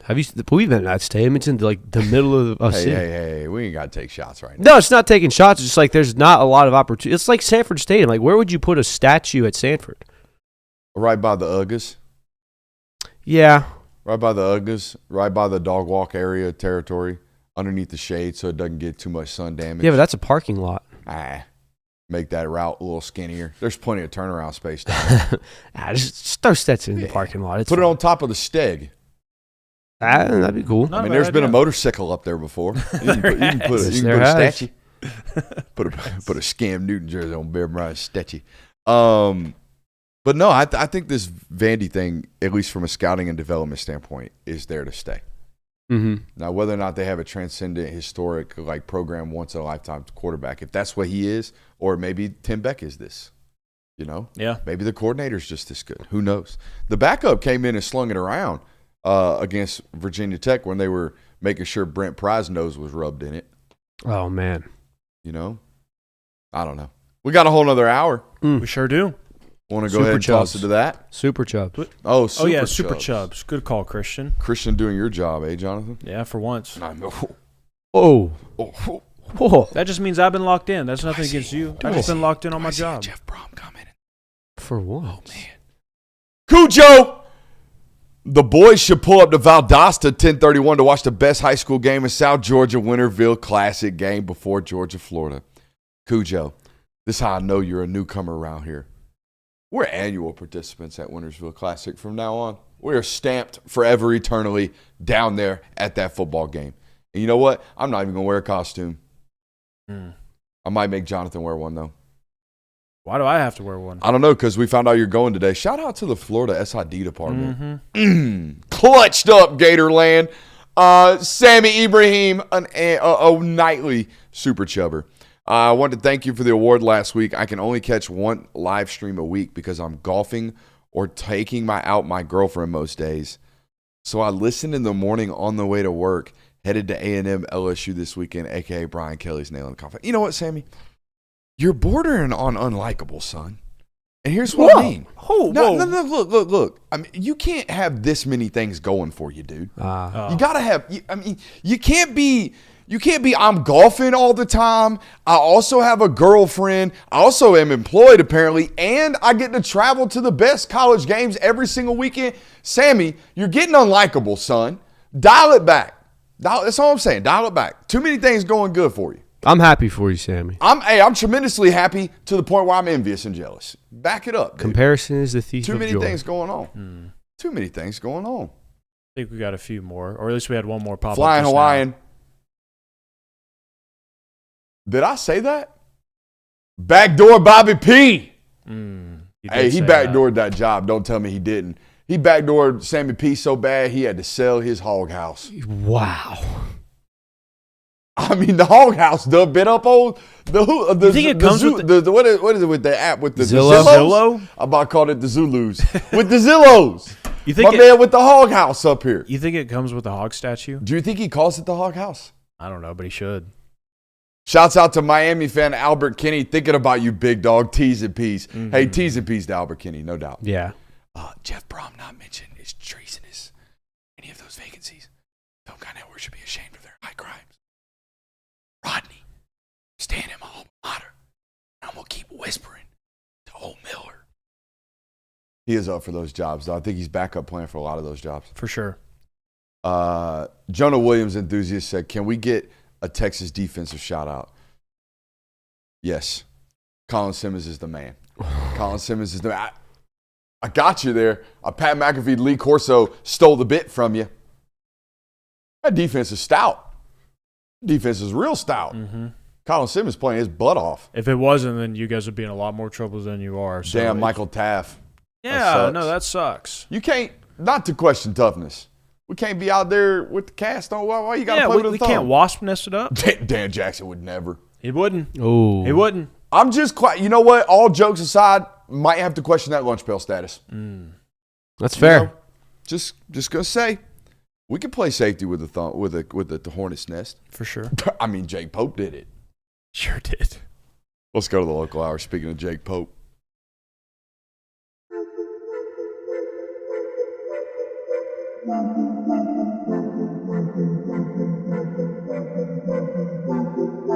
Welcome into Talk the Dog, the show where we find a bone to pick and a take to give. These are not hot takes. These is dog takes. Can I talk that dog? What's up? You really like that?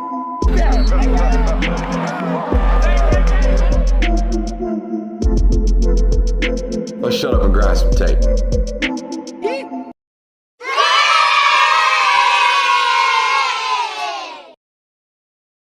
Let's shut up and let's grind. Come on, wham! Talk about some head snap and some finish. I think we get rubbed off right there and real firm right here and put it on his body. We're going to be hanging all over you, big dog. When the box gets tight, we like our size advantage right there. Put it on his body. We don't want to put it in front of him. We want to put it on his body.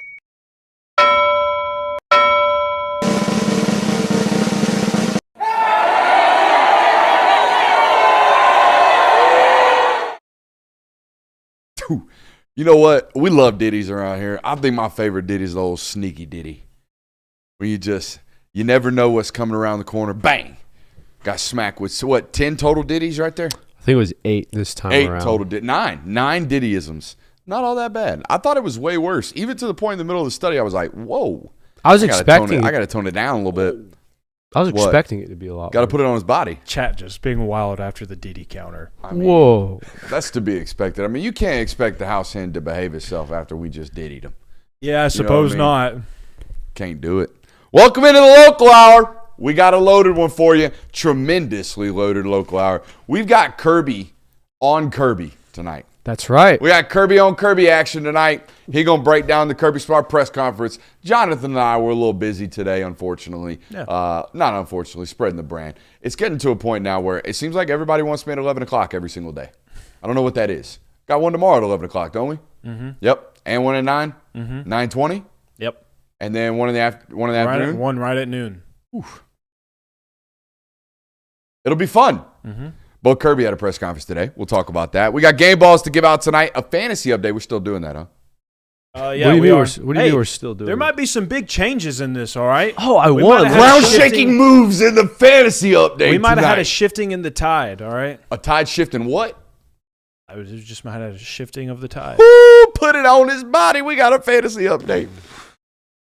Is Georgia a title contender if nothing changes? If they play the same exact level of football, can they win a national title? We'll tell you tonight. You'll be hanging on by a thread with that segment. I can already tell. Asa Wall committed this weekend of 2028. If you're getting a green light in 2028, you must be a ball player, and we must talk about you, and we must break down your tape. We'll do that tonight here on the local hour, and we'll talk about how Florida's firing could potentially impact not only your football program and that rivalry, but the upcoming and impending matchup between these two football programs in what we got, 10 days, 13, 11 days, something like that. Make sure you hit that thumbs up button, like, subscribing, rate, reviewing, all that good stuff. If you miss any portion of tonight's broadcast, it is made readily available. However, wherever you get your podcast, Kirby, give me some Kirby.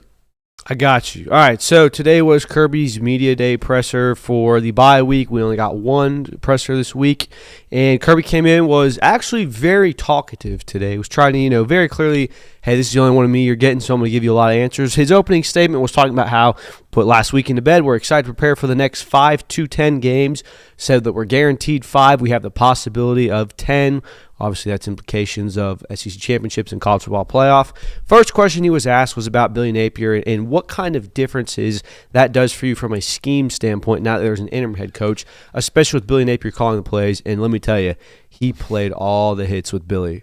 First thing to come out of his mouth, first of all, I got a lot of respect for Billy. Tremendous amount. Talked about how he worked with him on staff a few times and then closed it off with, I hate that in this profession, but we know what we signed up for. Kind of in saying that, hey, if you don't win games, you will get fired here. This is a relentless job. It's one of those, Kirby Smart, don't have to worry about that because, I'm winning all the time, but I've seen it happen far too many. So very unfortunate for Billy Napier, but Kirby Smart still got a lot of respect for you. Was then asked about, hey, what are some areas you're looking to improve on defense, specifically defense, because they were coming off of what many consider was not a good defensive performance. Immediately shuts that down, says, I don't know if it's just defense. There's things that we all need to work on to be better about. He referenced the Auburn game as to how we didn't play very good on offense there. We were stifled in the first half. Secondary issues was then asked about that, kind of a follow-up question of like, hey, come on, give us something is where the defense needs to be worked on. shut that down again, said it's not just a secondary issue. There's a lot of things we can improve on. He talked about third down completion percentage, all the things that we've been harping on this network so far. This was one of my favorite moments from the interview. I don't remember what her name was, but she asked about a timetable for Kyron, Talon, and Colby. Just how long do you think those guys will be out? Kirby Smart kind of smirked and said, yeah, all 3 of those guys are going to be out.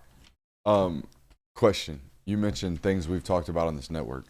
Have you had a moment in a Kirby Smart press conference, because you've been to several of them now, because I'm lazy. Have you had a moment in this press conference where you're like, bro, I'm so dialed.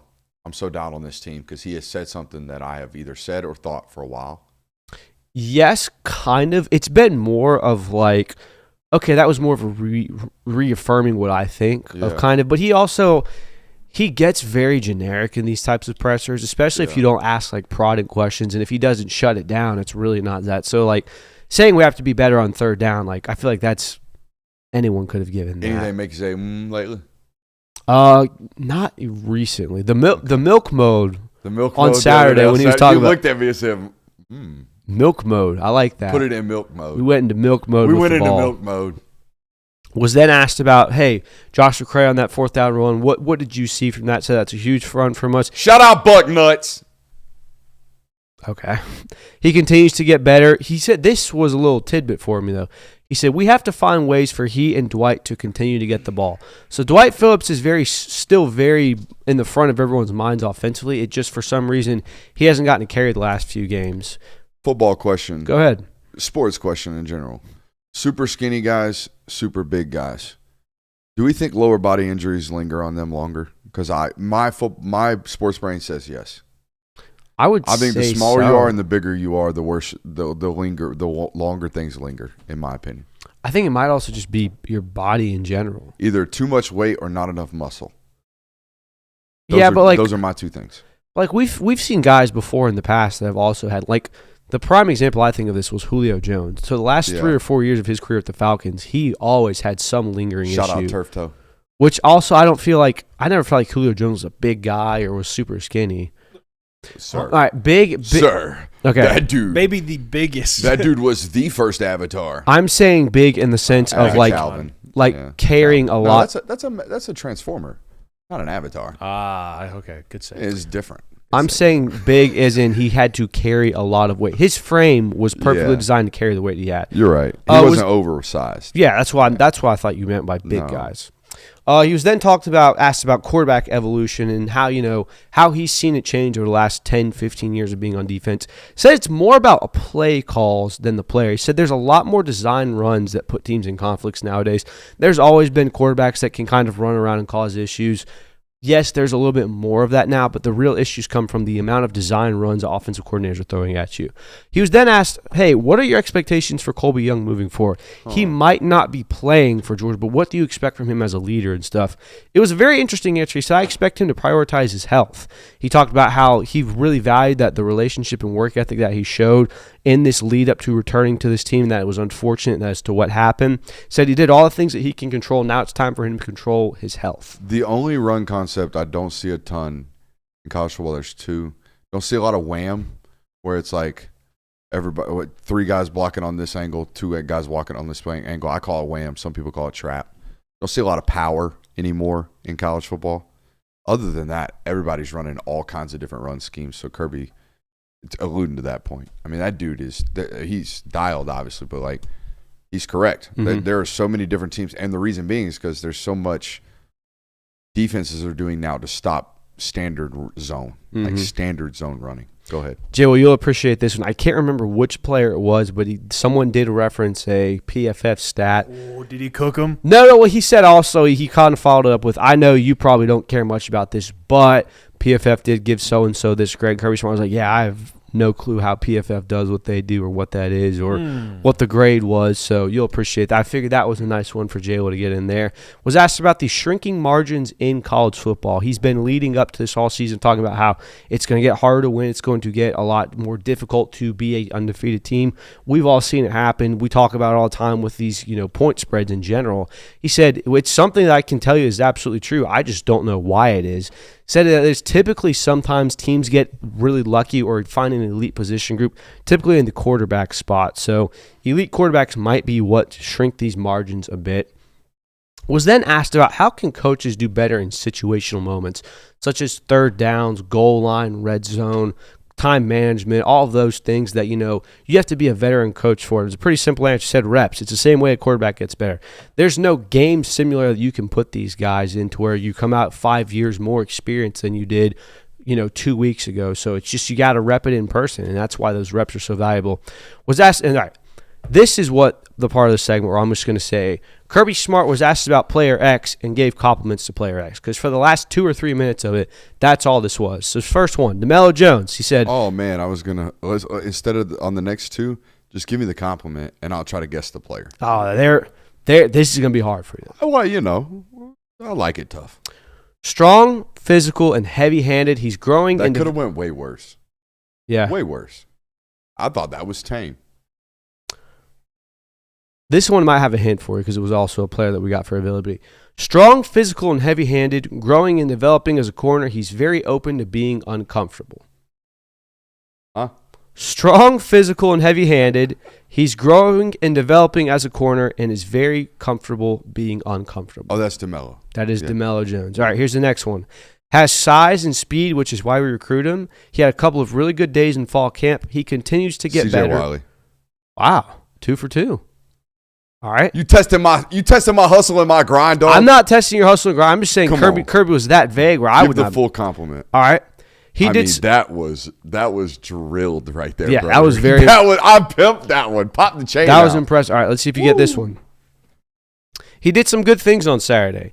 He has to continue to get better and more consistent, but I'm proud of him. Can you use it in a sentence? I'm just kidding. One more time.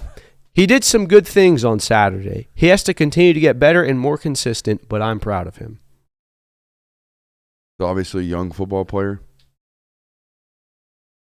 Young in age or young in experience? Young in experience. Such a pivotal question. Gunnar Stockton. Close. It was Ja'Cory Thomas. Asked about how he felt he played. Kyron Jones replacement question. That's a dialed-in journalist who ever asked that question. Yeah. And then the final one, this is a pair of guys. A pair of them. Same position group, same kind of spot. I'm proud of both of those guys. They each had huge plays in that game. Both those guys have had a lot of success in our camp batting balls. Getting after the rock. Hey, that segment, that was absolutely dialed. Who are the two guys then? Oh, one more time? I'm proud of both of those guys. You'll see why I'm so distracted here in a second. They each had huge plays in the game. Both of those guys have had a lot of success in our camp batting balls. Oh, Dalen and DeMello making the 2 big plays at the end. Josh Horton and Xavier McLeod. Oh. Huh. We also had some DeMello notes if you want them, or we can skip over that if you want. You know what? No need to skip over player availability. What did DeMello have for us? All right, so first time for DeMello. Yeah, it was DeMello Jones' first time, and you could tell he had a couple of the pre-media jitters. His first question was asked is what he remembered from that third down pass breakup. It was in the second to last Ole Miss drive on that third down that kind of sealed, okay, Georgia has the lead and has an opportunity to go up 8 points here. Said he kind of knew what the play was coming. He and Dalen Everett had a lot of good communication. Just talked about how scouting basically let them know what was happening. Talked about what's your mentality in a shootout like this where obviously the defense can't get off the field. What's frustrating about it? Said, hey, it's a fourth quarter game. You got to be expecting to play 4 quarters. Said, what are the strengths of this secondary? We got to keep working. Going to continue to be a young team, but we will figure it out. Asked about, hey, if you get a win like this and you get to make plays in that win, how much of a confidence boost is that for you? Oh, it's big dubs in the chat. Mm-hmm. It's big dubs in the Says, chat. I feel like I've been getting more and more confident every game. Talked about how first game you have a little bit of those jitters, and then as it goes on, they start to go less and less to where he feels very confident in himself now. This was a fun one. How do you get used to being coached by Kirby Smart? Says he gives it to everybody. That's just how he coaches. Free game. Just got to embrace it. Just got to embrace being yelled at and being chewed out by Coach Smart. Talked about some takeaways and what he wanted to do for the bye week and said create more havoc and takeaways. Question for you, Kirby. Go ahead. If you could get a Kirby Smart ass chewing off the record, yes. Would you want it? Absolutely. I was having this conversation with Jonathan today. I was like, I want one of these. I don't want it publicly. I don't want it undressing publicly. I want to be in a situation where I can almost like provoke him, into giving me one of them? Because I bet it is epic. Oh my God, dude! Yes, I would want it in public. I'd be looking around like, You'd want it in public? he's yelling at me, guys. No. I don't want this in a situation where it could go viral. I want this in a situation where I can just take a piece of it, and just have that memory and memorandum That would be so of much the fun. sternest chewing of arse you've ever received. One of the last questions DeMello was asked was, "Hey, do you ever get that itch to play offense again? Do you ever go to Mike Bobo and say, hey, Couldn't catch the rock? can I?" He said, "I was a quarterback in high school, and I'm not good at throwing, so I'm good." So that was kind of funny. And then this is His best play in high school football is in a state championship game as a wide receiver, and it was nuts. Gave Dalen Everett a lot of credit to helping his technique and being a leader, so that he had been there a lot through his recruitment. Final question I have was, he was asked, "Where does your physicality come from?" What do you think he said?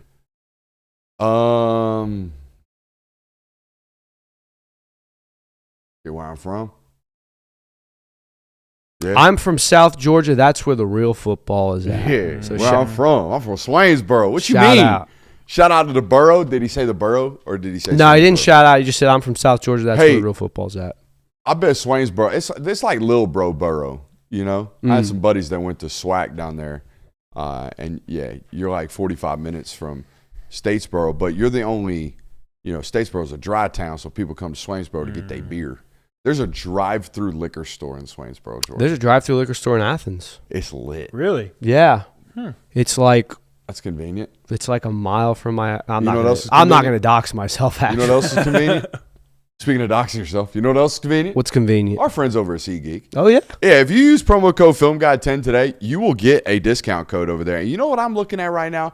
Georgia's next big home game. Oh, the neutral site. Or the home No, game. Home the game. next big home game is obviously Texas. And if you're not getting in the mix right now for these Texas tickets, you might cooked. not have a chance. You might be cooked. I'm looking at these prices already, guys. And this is one of them football games where if you want to go see this one, you better get to work now. And you can help get in on the action with our friends over at SeatGeek. Again, promo code FilmGuide10.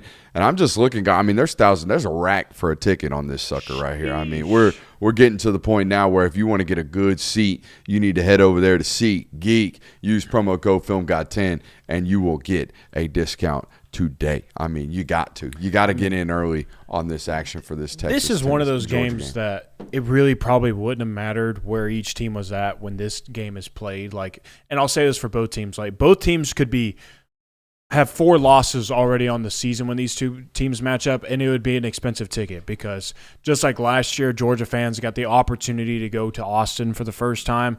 This will be the same thing for Texas fans. It's like, oh, well, we got to go to Athens. We got to go check it out. Everybody says it's one of the best college towns in the world. You guys are expert football game goers. If you see a I got 2 guy outside the stadium nowadays in 2025, you a little sussy. very For sus. sure. Anybody with a time physical sus. ticket, I'm like, Yeah. where'd you get that? Where'd you get that? Where'd you get that? This ain't 2019. Where'd you get that? Ain't nobody handing those things I miss out. those days. I do too, man. Physical ticket stubs. Physical Scout tickets. ticket, seeing the Man. pictures of them, be like, Being wow. able to staple them on the wall. I mean, I got all kinds of stuff, mementos. Can't do that with a screenshot. There's actually a Don't great- do the app thing. Don't do it. Okay. I mean, come on. It's no different than a screenshot. Come on. I need a physical But ticket stub. I think there was one SEC school this year that gave their season ticket holders physical stubs That's cool. to keep. What was it? These obviously don't work. You have to use your digital ticket, but here's your physical code. There's Or something physical I can ticket. tell you about later that might help you relive some of the Dude, memories. it's like the app that tells you on this day you were here. It's basically like that, but with Well, screenshots for I don't use it tickets. for that, but it's I mean, it's just, I'll inquire about it after the show, Jim. Okay. Don't worry. It's Thank you. 9 I wasn't years- gonna give a 9 free years shout ago out. today, you watched Bama rip your soul out. It was like that kind oh, of thanks. Really, of all the games you could have pulled make from, sure you go in today at work Bama and Brooks be over here. real fat-lipped over there. Bama Brooks.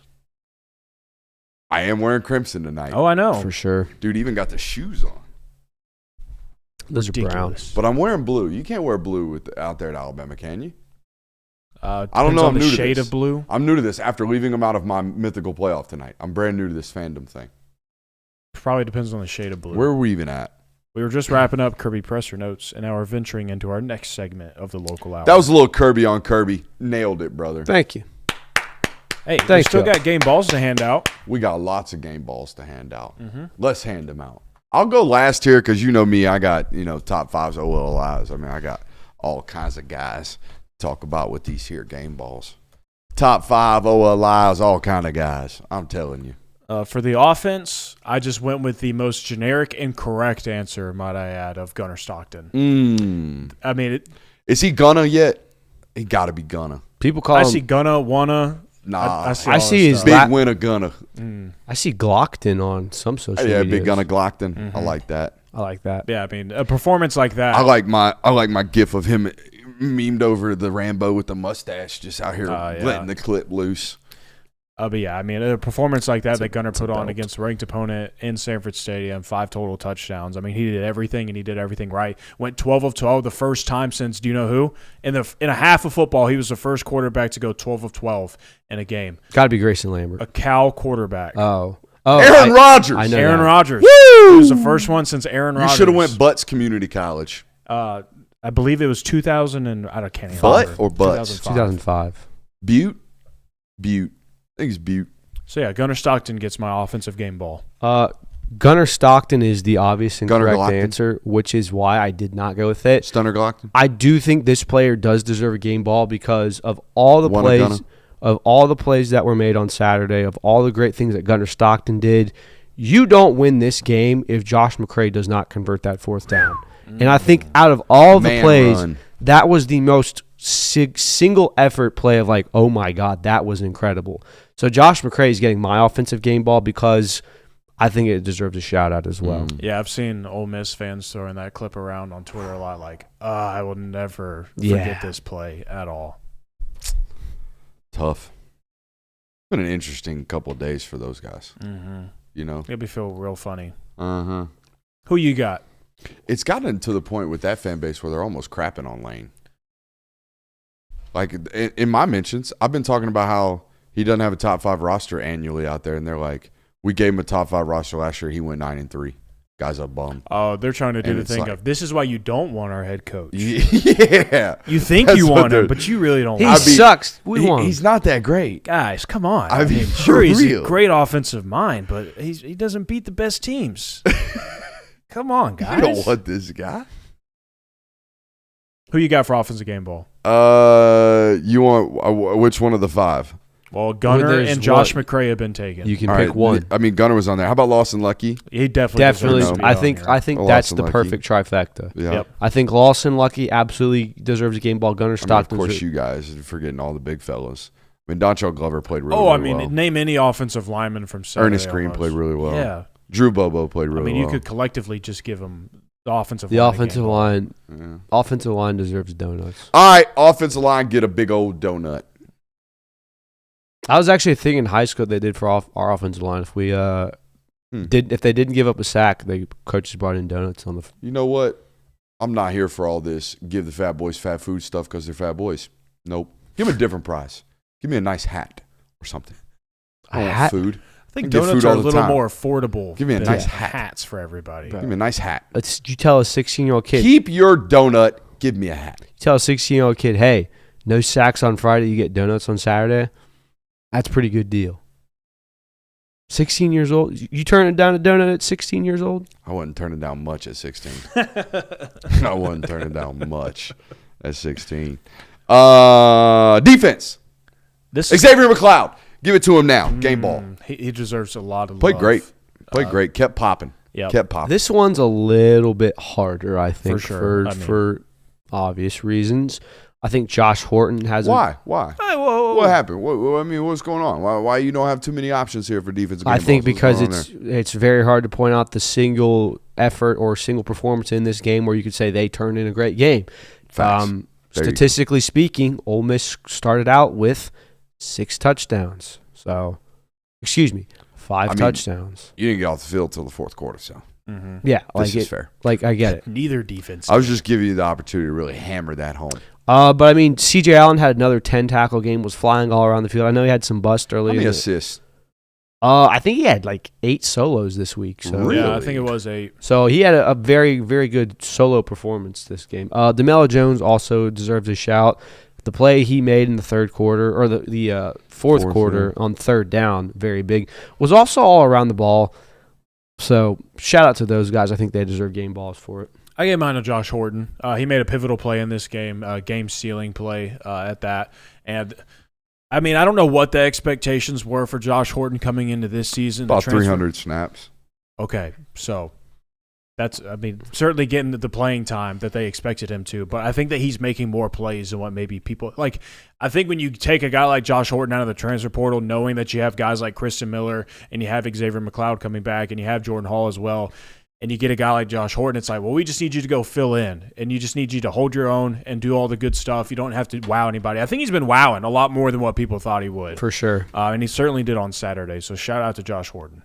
How about a game ball to Quintavious Johnson, just like weekly? Absolutely. Mm-hmm. I don't think that guy's getting enough credit. He's like never mind. I don't need to take a shot at an NFL football player. Like if Robert Beal like consistently down to down knew how to play ball and was like that gifted. That's how gifted Quintavious is. Mm-hmm. Quintavious is going to be 6'5", 256 pounds at the NFL Combine. He'll run 4.62 and he'll jump 36 inches. Yeah. And people will go, "What?" Mm-hmm. And then it'll be, boy, he only had 3 sacks in college. And you'll turn that tape on, and NFL people will be like, "Holy hell, how hard did this guy play?" Yeah, Look at the dirty uni on this dude. Yeah, screw the box score. How about you go watch that? Yeah, watch that tape. That dude's playing his backside off. Beautiful smile on that guy as well. Special teams. Yep. Your favorite, Brooks. Who you got? Gunner on the hold. Oh, that's a great call. That is a great call. Yeah, it's almost like I know ball. Yeah, and special teams matter. Eh. It was a pivotal kick at the time. It wouldn't have been. You won by 8 instead of at that time. 7. At that time. Yeah, at that time, it's going to make him go for 2. It's big time. I gave mine to Brett Thorson because any day you don't have to see him. That was to go up 5 instead of 4, right? You would have lost if they scored a touchdown. So that was to go up 8. Yeah, go up 8, right? It was not an extra point. It was a field goal. You're right. It was on a hold. Mm-hmm.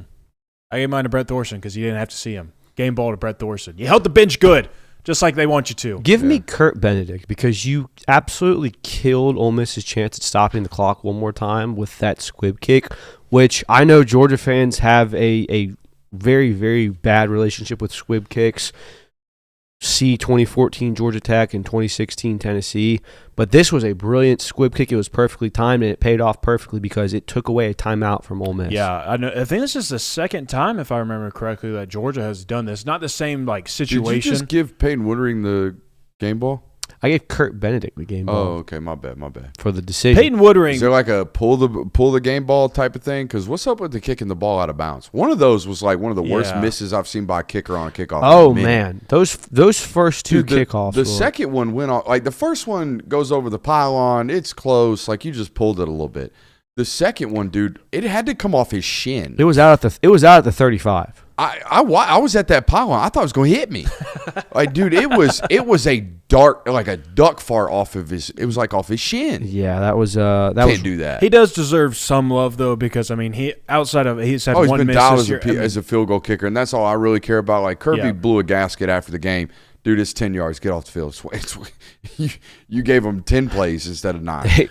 They marched it down. They was walking it anyways, big dog. Like that 10 yards. I think their next 2 drives were 75 yards as well. So there's a difference. Having a consistent kicker is taken for granted so much until you don't have one. Then you're like, oh, I miss the days when we had Peyton Woodring. Like that guy, as you said, he's been dialed in since he's taken over Texas that job. has had field goal kicking problems. A&M's had field goal kicking problems. Alabama's had some. Auburn missed 3 the other night. You know, like you ain't got one of these. Alabama's had tough problems. You're right. Anytime they get inside the green zone, they feel like they got to go. You know, so a good point it's not there. A guarantee, but nope, it is not. All right, coach, game ball. I put offensive line room as a whole. Yeah, all 4 of them. Yeah, great. By the way, you talking about staff attrition? There's bound to lose one of those guys. Yeah, I mean, Warren Erickson might end up somewhere. Like there's a lot of options. I gave mine to James Coley. This was a great, like the wide receiver room, especially considering what it like playmaking, and you're making the plays that you weren't last year, and I think that's really all the fans wanted to see out of this group this year. I mean, everything that Zachariah Branch has brought to the offense has been icing on the cake. Dylan Bell looking like his old self has been great, but the fact that these guys are making tough catches and making timely plays every single time that you need them to, it has been massive for this offense. So shout out to James Coley for getting that fixed. Mike Bobo is the coach of this game. I think that this was the perfect situation for anyone that has been trying and fighting the good fight of saying, hey, Mike Bobo is not the reason for your struggles on offense. Mike Bobo is not the bumbling idiot that you try to make him out to be. He just be running it up the middle, dude. Again, he's not anything that anyone has ever said where it's run, pass, or, oh, Bobo can't do this, or, oh, all he does is screens. Like, Mike Bobo shut all of this down on Saturday because he executed quite literally the most flawless game I think he's coached in his career. I mean, no doubt game ball goes to Mike Bobo, in my opinion. Game ball also goes to my friends over at Lucy Breakers, because I'm going to tell you what, in these high-pressurized situations during football games, I need something to calm the nerves, you know? Something not to take the edge off the goosies, but to add to the experience. And my friends over at Lucy Breakers do exactly that. I'm going to take a slight breaker right now. Oh, we're dialed. Ooh. You know me. If I'm vicing this season, I'm vicing with quality. I'm vicing over there at Lucy's. Promo code FGN gets you 20% off your first purchase. Again, promo code FGN, my friend over at Lucy's. We're still on the apple ciders. I mean, I'll be locked in, dialed in with the apple ciders probably the rest of the month. I mean, I'm absolutely dialed. And you know me, Kirby. Got to get rid of my Lucy's when I get done with them after a long-lasting break with my friends over at Lucy Breaker. Promo code FGN. Lucy.io. That little compartment in the tin is clutch. No doubt about it. Very clutch. I mean, you're not a man with too many vices, but if you were, you'd be vicing right with my friends over at Lucy's. For sure. Make sure you hit that thumbs up button, guys, if you haven't already. A lot of people in the chat right now. Make sure you hit that thumb. Hit the bell, too, if you haven't. Woo! If you ain't yeah, subscribed on alerts, you ain't dialed. You ain't locked in. Hey, let's stick with some news here, boys. Florida fired their football coach this week. Mm-hmm. Hey, Gown. You mentioned it. Tremendous amount of respect for Billy. I got a sneaky feeling Billy might end up on this staff one day. There's a possibility of that. Like a 2-week interim. Like 2-week stint. Come hang out with us.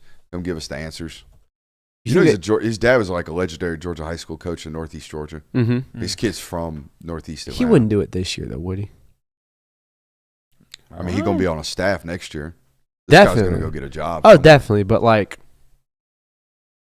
I don't know. Like, I don't feel like that's something you would want to do to burn. I think the most compelling talking point here is obviously what Florida now does. Right. And I don't want to speak for Georgia fans because I don't know how they feel. I'm not one of them, despite how many people tell me I'm a homer. I think that's fading, by the way. I mean, called Bama fan, Texas A&M fan. I've been a Texas fan this year. I've been an Auburn fan out of nowhere suddenly. Obviously got labeled a Tennessee fan this summer because who else would believe that Joey Aguilar would be good other than an optimistic Tennessee fan or a ball knower? What was I talking about?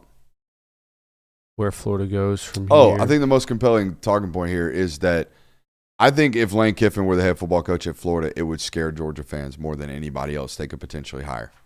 Yeah. As a Georgia analyst who studies what you guys do, I think if Lane Kiffin were given top 12 roster talent annually like Florida did under Billy Napier, which, by the way, Lane, like we showed last night, would recruit inside probably the top 8 range if he gets a job like that, that would be troublesome. Well, I mean, it's not just that. It's also the fact that you would now have to go up against Lane Kiffin every single season. And I think there's something to be said about doing things that your biggest op doesn't want you to do, you know, especially in sports. Now, I think Auburn's taken this to extreme. I think Auburn's hired a football coach that beat Bama that one time and went and got a quarterback this offseason that beat Bama that one time. Like, that's not what I'm talking about. I'm talking about, like, sustainable, that guy's one good, talented roster consistently away from having the advantage. Lane would terrify me if I were a Georgia fan down there. And that's why you should probably go do everything you can to hire him, among a lot of other reasons. Well, I think there's always, like, even in him at Ole Miss. I think chat's confirming this right now. When Georgia plays Ole Miss right now, like, there's always an underlying fear no matter what. No matter how good Georgia is, no matter what Ole Miss looks like, there's always an underlying fear because of the offensive mind that Lane Kiffin is. And that offense, those types of offenses, they can get you on any given day. No matter how good your defense is, no matter how good your offense is, there's just a point in time where it's like, well, that offense could heat up, and who knows how that game turns out. So you give him the Florida job, it's a team that you got to play every single year, and it's Lane Kiffin, and he's probably going to have a competent defense year in and year out as well, considering the talent that he would be recruiting. Yeah, I mean, that's certainly one that you don't love as a Georgia fan. Like you would, if you're as a Georgia fan, you would not be fearful of, like, for example, they just extended the guy, but you wouldn't be fearful of Kurt Signetti until that guy beat you. Yeah. You'd be fearful of laying week one the first time you played them. Absolutely. I think. And I think that's because of the fact that he had beaten you. Yeah. If, let's just say hypothetically, And now he is 1-2 against Kirby, so it's not like he's got a dominant edge, but he's been doing so with his hand tied behind his back, I think. well, I was going to say, like, let's just say that 2023 happened and Ole Miss and Georgia never played the last 2 seasons. Georgia fans aren't scared of Lane Kiffin at all. No. But he beat you last year and he gave you everything you could handle this year. There's a lot of, oh man, that guy knows what he's doing. That guy has some sort of recipe to beat Georgia. He could do it. We don't want him here, which is completely understandable and I think valid. So that's the first talking point with this job opening now down there in Florida is whether or not Lane actually brings fear to you as a Georgia fan locally, from a local perspective. The other talking point here is obviously you play these guys in 10 days, 11 days, and you have no idea really what you're going to be. I think if I were preparing for this football team, first of all, Billy Gonzalez, I don't think has called plays any recent. He's been co-OC 3 times. Yeah. One time was at Florida. But Russ Callaway's the with Dan co-OC Mullen. too. Is he still there? He's not the co-OC right now. So how he was in He was 2024, wide receivers coach. but they gave somebody else? No, they no, fired no. Russ Callaway? No. So Gonzalez was the co-OC when Dan Mullen was at Florida for 2 years. He was also co-OC at Mississippi State with Dan Mullen. And then I believe he also had a co-OC stint with Illinois in like 2012. So bottom line, considering that 2 of those stops were with Dan Mullen, Probably we know not the deal calling there. plays. Probably not calling plays. I don't know what the deal was Ryan in Illinois. O'Hara is apparently calling plays for the rest of the 2020 season. Coach Callaway is going to be the OC, but I'm going to let Coach O'Hara call the plays. Okay. So Russ Callaway is still down there, and Coach O'Hara is going to be the play caller, Okay. while Gonzalez handles the head coaching duties, because Gonzalez is smart enough to know this is my first time being a head football coach. I probably shouldn't call plays. Yeah, too. I probably shouldn't just drown myself in responsibilities. Yeah, maybe learn a Like lesson. my head coach did. Yeah, like Just my saying. employer. But yeah, no, he is a guy that has been pretty much a wide receivers coach his entire life. Yep, and he's been a good one for Florida. Yeah, they've had some definitely. good wide receivers come through there. I think that Kirby, though, Kirby Smart in his press conference kind of made a great point, though, of, yeah, I mean, they're changing coaches right now, and I think the bigger fear is you don't fear them just completely changing the offense because the people are changing. Like you can't completely change an offense in 2 weeks. No. That's just not realistic. But I would prepare for base install. Their week 1, 2, like their garbage time stuff that they do with their backups. That's the stuff that I would prepare for because you have a first time play caller, and guys, there's a lot of overchange and a lot of like exact like sudden change on a roster. So I prepare for that, and on top of that, brand new wrinkles. We would like really hone in on eye discipline. Like we'd play everything in front and feel them out. Yeah, I was This gonna is say the other thing that I was going to point out about this. Sorry to cut you off, Kirby. very good. This plays into your hand. Like I know you guys don't like hearing this, but you've been very much so the last 2 years because everybody always comes out with brand new stuff against you anyways because you're a good football team that they come out with new scripts. They come out with new defensive plans. They come out with new offensive opening scripts. Like you have been such a we have to feel out what the opponent is doing already by nature. Like this is like breathing to you guys. Oh shit, we got to adjust. Like that's what we do. Mm-hmm. That's all we've done. We've won games the last 2 years doing that. So I don't necessarily think this is like, oh my gosh, we've got to be worried about Florida now. We don't know what they're going to do. Like you don't know what a lot of teams are going to do to you. There's a lot of teams that come out and suddenly change themselves against you. I think the worry in it comes of the tendencies and the analytics and the schemes that you have obviously advanced scouted on this team. Because if you think that all your previous work's now thrown in the garbage. right, and that's what I was saying. If you think that Kirby Smart walked in and he's like, all right, let's get cracking on this Florida tape we haven't seen before.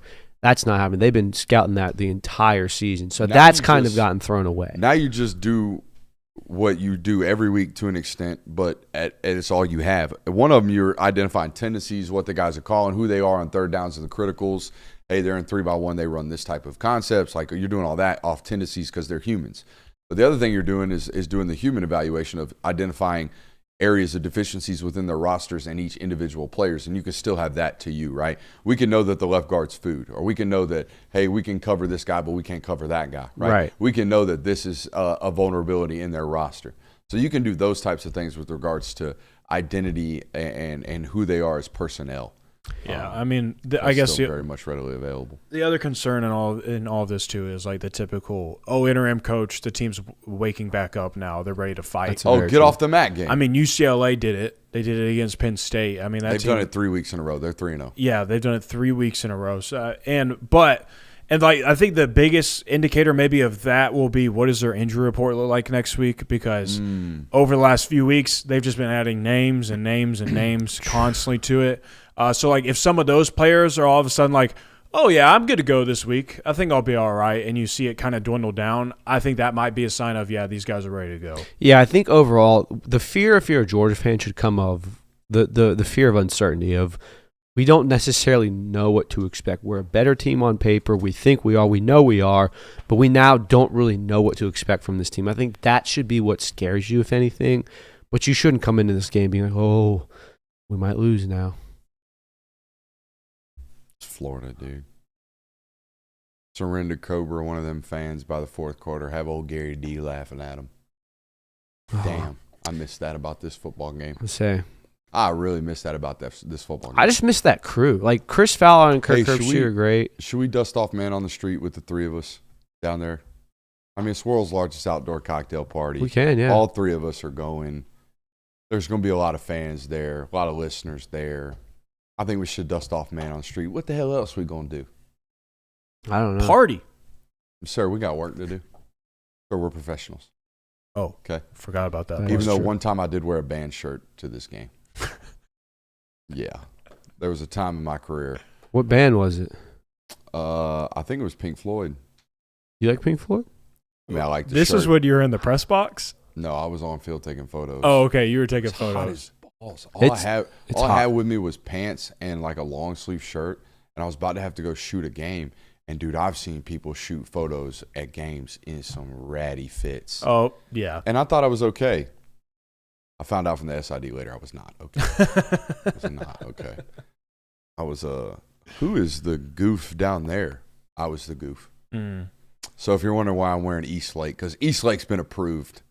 I'm rocking Eastlake till I drop or till I freeze, and then we're going to have to put something over Eastlake. Is UGA a contender if nothing changes, Kirby? A contender in what? What do we define as national title? Can they go win a title as currently situated? We're also situated. Again, we're in an era where we're also in an era where the term contender is also loose. Is a contender a team that makes the playoff? Because I would say so, yes. But we all agree that there's going to be teams in the playoff this year that are not national title contenders that we all know are lame ducks. So what do we define as a contender? I guess the way that I would determine here's how I'm doing it. Sorry. Go ahead. I was going to say, like, the way that I would determine this is if nothing changes about this Georgia team, like they're who they are as of right now, of today, do you think that they could go and make the national title game? It's as simple as this to me. Line them up against anybody today, can they beat them? And I think the answer is yes, apart from two football teams. So that, to me, makes them a national title contender, especially considering if they, quote-unquote, get breaks in January. Yeah. If they play to their potential, yes. The way they've been playing the season, no. Yeah, I mean, my is like offense has to play the way that they have been, and defense has to put 4 quarters together. Yeah. Yes. That's the only if. And like if they don't. Bottom line 3. Yeah, and the problem. Like bottom line 3 quarters from the defense. Yeah, bottom line 3 quarters. And the problem is that has not happened thus far. No, it hasn't, and that's why I asked this question of. Are you Debbie Downer and me? Right I'm not now? Debbie Downer. I'm saying if nothing changes, I feel no. your tone, Debbie Downer, right now. I think that ultimately, like Auburn fan Kirby going crazy, Debbie Downer over here. Still going on that one. I think ultimately this really would boil down to like, what does your seeding look like? Like, who's on your side of the bracket? It's the shake. I mean, that's the way it's going to be for everybody who's not Ohio State. Yeah, and Ohio State went through a gauntlet last year and they made it there. So yeah, I mean, I feel that way about that way about them this year. They don't care who they get. Mm-hmm. No. I don't think Ohio State shakes is worried about anybody. Heck no, it shouldn't be. And I think that you assume that things are going to get better on defense. You assume that the more experience this unit gets, the more locked in it will be. But we all just said, if nothing changes, that means that we're going to have more defensive outings where, hey, they were perfect on third down in the first half, and you had to rely on your offense having a perfect offensive operation just to be in this game. That's not national title contender. It's great that you've gotten out of the 3 games you have doing that, and the resiliency and the resolve of your team is great, and that's impressive, and that should be absolutely complimented, but that is not national championship. Leave it the way the notes left it, Kirby. All right? Nothing changes. They're the same team that can't put 4 quarters together as a whole. They can't play complimentary football team for 4 quarters. Do you pick them against Oregon on a neutral today? Against Oregon, I would pick them. Who do you, other than Ohio State and Alabama, who would you pick them against, or who would you pick against them on a neutral right now? That's the way I put it. Like, if we play them on a neutral, who are you picking against them? And I only have Ohio State and Bama. Outside of that, I'd pick Georgia. So on paper, there's not many teams I'd pick over Georgia. The problem is that in the nuances of it, okay, well, pick a team, you're basically going to give them a first half advantage. You're saying you're not going to play perfect for 4 in a playoff standpoint, doing it the way you're doing it now. That makes you not a playoff contender, or it's a title contender. I would say so, yeah. Yeah. I mean, name as many teams as you want that we think are playoff teams and give them a 2-score advantage. Because that's basically what you've had to overcome the last 4 games against SEC opponents. And now you did it against Ole Miss. You almost did against Alabama. Some say you should have. Yeah, I don't think you can do that against Indiana. No. I think he would manage that game to a win. That's what Sidnetti would figure out a way to win that game. And that's part of 10 points to start. And that's part of the reason why I'm saying if nothing changes, no, you're not a national title. You're not beating Dan Lanning, spotting him 10. Nope. But I think that you would have. I think that's what everybody was saying though going into last week's game. You spot Lane Kiffin 10 points. It's gonna be tough to beat them. But you didn't. You spotted him 4 because you answered. They had a 9 point. We're talking about what they did. They had a 9-point lead at one point. We're talking about in the 4th, but we're talking about like playing in the 4th. In the 4th quarter. Here's what I'm saying. And he had stopped them all game. That they had a 9-point lead in the 4th quarter. You been workshopping, by the way? Oh yeah. Yeah. I tested out in the car.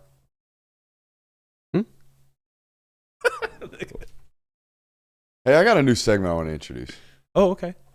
All right, are we done on that? I was going to say the only thing that I was going to add to this is yes, spotting teams 10 points consistently, not a recipe to win, but I do think that also almost plays into your advantage of like you've earned the right to say 10-point deficits don't mean anything to Georgia. You've earned the right to be able to say that. You've done it for 2 seasons now, pretty much. Now. It hasn't always worked out every single time, and you are playing with fire. So it's not saying like, ideally Georgia just goes down 10-0 and they'll be fine. You do that to Georgia Tech, and you did it last year, but more than 10, 17, wasn't it? Yeah, that's in look. The fact that you came back from that game with the way that they squeezed possessions is insane. Yeah, I mean it was you had to have a perfect plan and execution, and they executed it. That was the bottom line of it. Maybe seeing Buster 3 times in a row, you might grab him. Maybe. It's like that lineup turnover thing in baseball. It's like yeah. third. I've seen him 3 times now. I've seen him 3 times now. It can't beat me 3 times. Here's what I'll say. Of the 4 SEC teams, or the 3 SEC teams outside of Kentucky that you've beaten, there is a valid argument to say in each one of those games, if blank play goes the other way, you lose that game. I think that's SEC football. And I agree with that, and that's great that you're winning in those margins. You don't need to be playing that way. Kirby, I could say that about Alabama. I could say that if that Missouri game goes one play different, they find a way to lose. Absolutely. The Tennessee, if that doesn't happen at halftime, that game's different. Absolutely. If Georgia finds a way to make a play late in that 4th quarter, we can do this with all the SEC teams. If Carson Beck doesn't throw an interception in the 4th quarter, we're probably talking about Miami differently. We better be very, very careful in college football doing the what ifs. That's not what I'm trying to do here. This team doesn't deserve their record. This team, they won. I'm saying they lost. They find ways to win. They find ways to lose. I'm saying that the margins are super thin, and you need to stop playing with fire before I say that stamp that you are a national championship team. I know that's the half empty way of looking at it, but can't I half full it and say this is a football team that finds ways to win and stares death in the face in leagues that require you to do that? Like this is this league. Sure. This league, we look at it every Saturday when we look at the lines. We look at it every Sunday when we look at the results. This league is finding ways to win in the margins. The teams that do that the best will ultimately come out on top. Sure. And that's playoff football too. Hey, I wholeheartedly agree with that. I agree with you that this team is flawed. It takes one bad day. That's college football now. No, that's not what I'm saying. Unless you're flawless like Ohio State seems to be. That's not what I'm saying at all here. I'm saying that it took a second half collapse from Auburn. It took a perfect offensive outing. It took a second half collapse from Alabama. And it took, we'll say Tennessee was a back and forth game. You're doing the they don't deserve credit angle. I'm not saying they don't deserve credit. The second half collapse from Auburn was inflicted by Georgia. For sure. The second half staggering and stalling by Alabama was inflicted by Georgia. I agreed. And what's the point?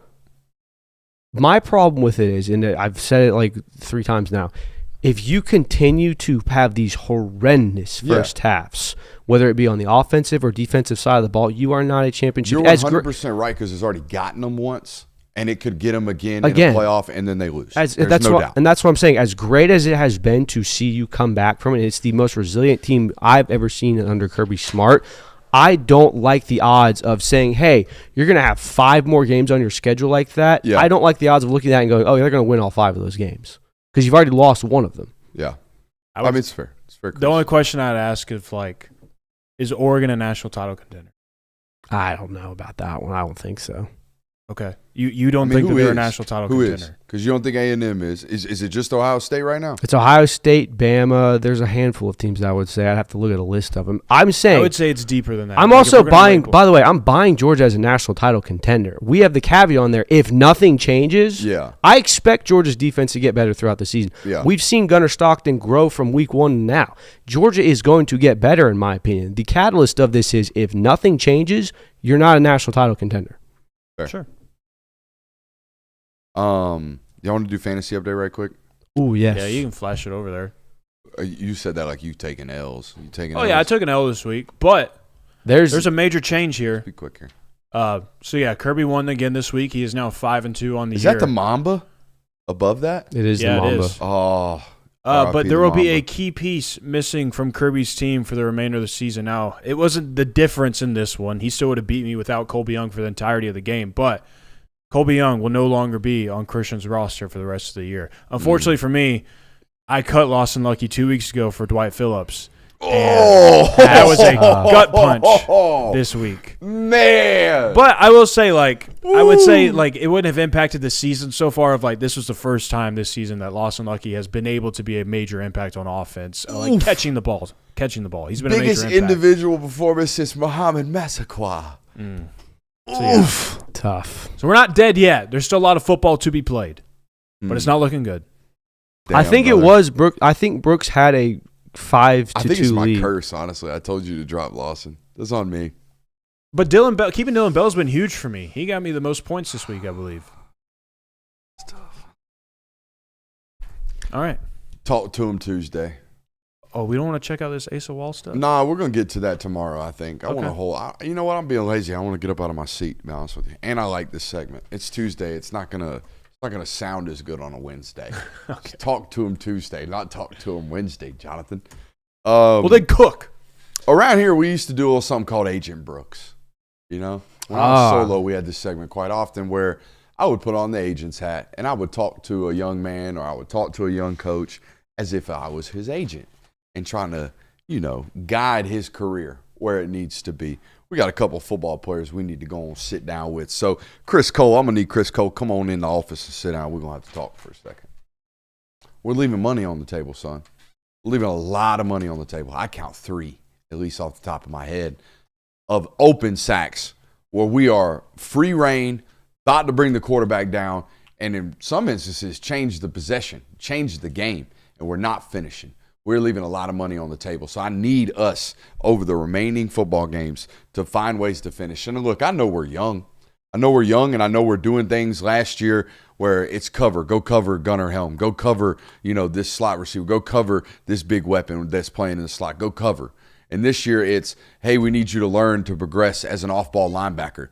And you spend all December, January, and February doing that. And then, oh, crap, we lost Damon Wilson and Tyrion Ingram-Dawkins went to the draft. And we don't necessarily know if Chidera is going to be, or not Chidera, if my man from Elo is going to be ready to play. So now we need you to learn how to rush the passer at a high level. And we're asking you to do a lot of things, and I know that. But, son, if we can just finish, We're going to be a top 10. We're going to be a top 15, top 20 evaluation, and we're talking about hundreds of millions of dollars. So we got to learn how to finish. There's no doubt. All right. Can we get Noah Thomas in here? Get Noah Thomas in. Hey, Noah. It's time to go to work, my guy. My man Noah been putting in the work, Noah. You've been doing such a great job. And not being, I don't know if you watch the Film Guy Network, but there's this big, tall guy. All right, this big, tall guy, kind of like you, big, tall, lanky guy on there. And he's a vibes guy all the time. He's so high. So high on the vibes is my man Stretch, just like you, Stretch. All right, but he fat-lipped me when we lost to Alabama, and I could feel the Film Guy Network's vibe go down. You're about to get your workload that you've been asking for, son. So keep those vibes high and get them higher. And now I need you to execute. I need you to go out there and seize the day. I need you to grab this opportunity by the horns and really run it, son. I need you to take it to the top, Noah Thomas. I need it bad. Thank you, Noah. Let's bring two of them on in. Isaiah Gibson, Darren Ikenagbon. Come on down, both of you. Hey, listen to me, young men. Y'all watching what Gabe Harris and Quintavious Johnson are doing right now? They're playing their backside off. All right, and they waited their opportunities, both of them, to do this. Now, Quintavious waited a little less longer and a lot less time than Gabe did, but I might need you both to do the same exact thing. Here's what I need you to do. I need you to put the horse blinders on. I don't need you to be paying attention to the outside noise. All that stuff on the outside, it's going to get real, real loud as we get closer and closer to portal season, son. I need you to lock the F in, because if you do it in the red and black, you're going to do it for a much longer time on Sunday, so says the stats. Lock in for me. Go ahead and bring me Jacoby White-Helton. Go ahead and bring him down. Listen here, son. All right? Are you watching? I didn't want to disrespect the man. Hey, listen here. Are you watching what Zachariah Branch is doing right now, son? You are next in line, okay? Once he graduates to the Sunday League, Saturdays are yours, 18. Don't go by the wayside, dipping into the portal. We don't need it, 18. We need you locked in right here. And guess what? You're one snap away. You are absolutely one snap away right now. Look out. I mean, good God. How disrespectful.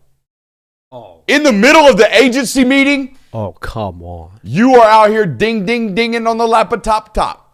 What is this? Heck, man. I'm just trying to win football games.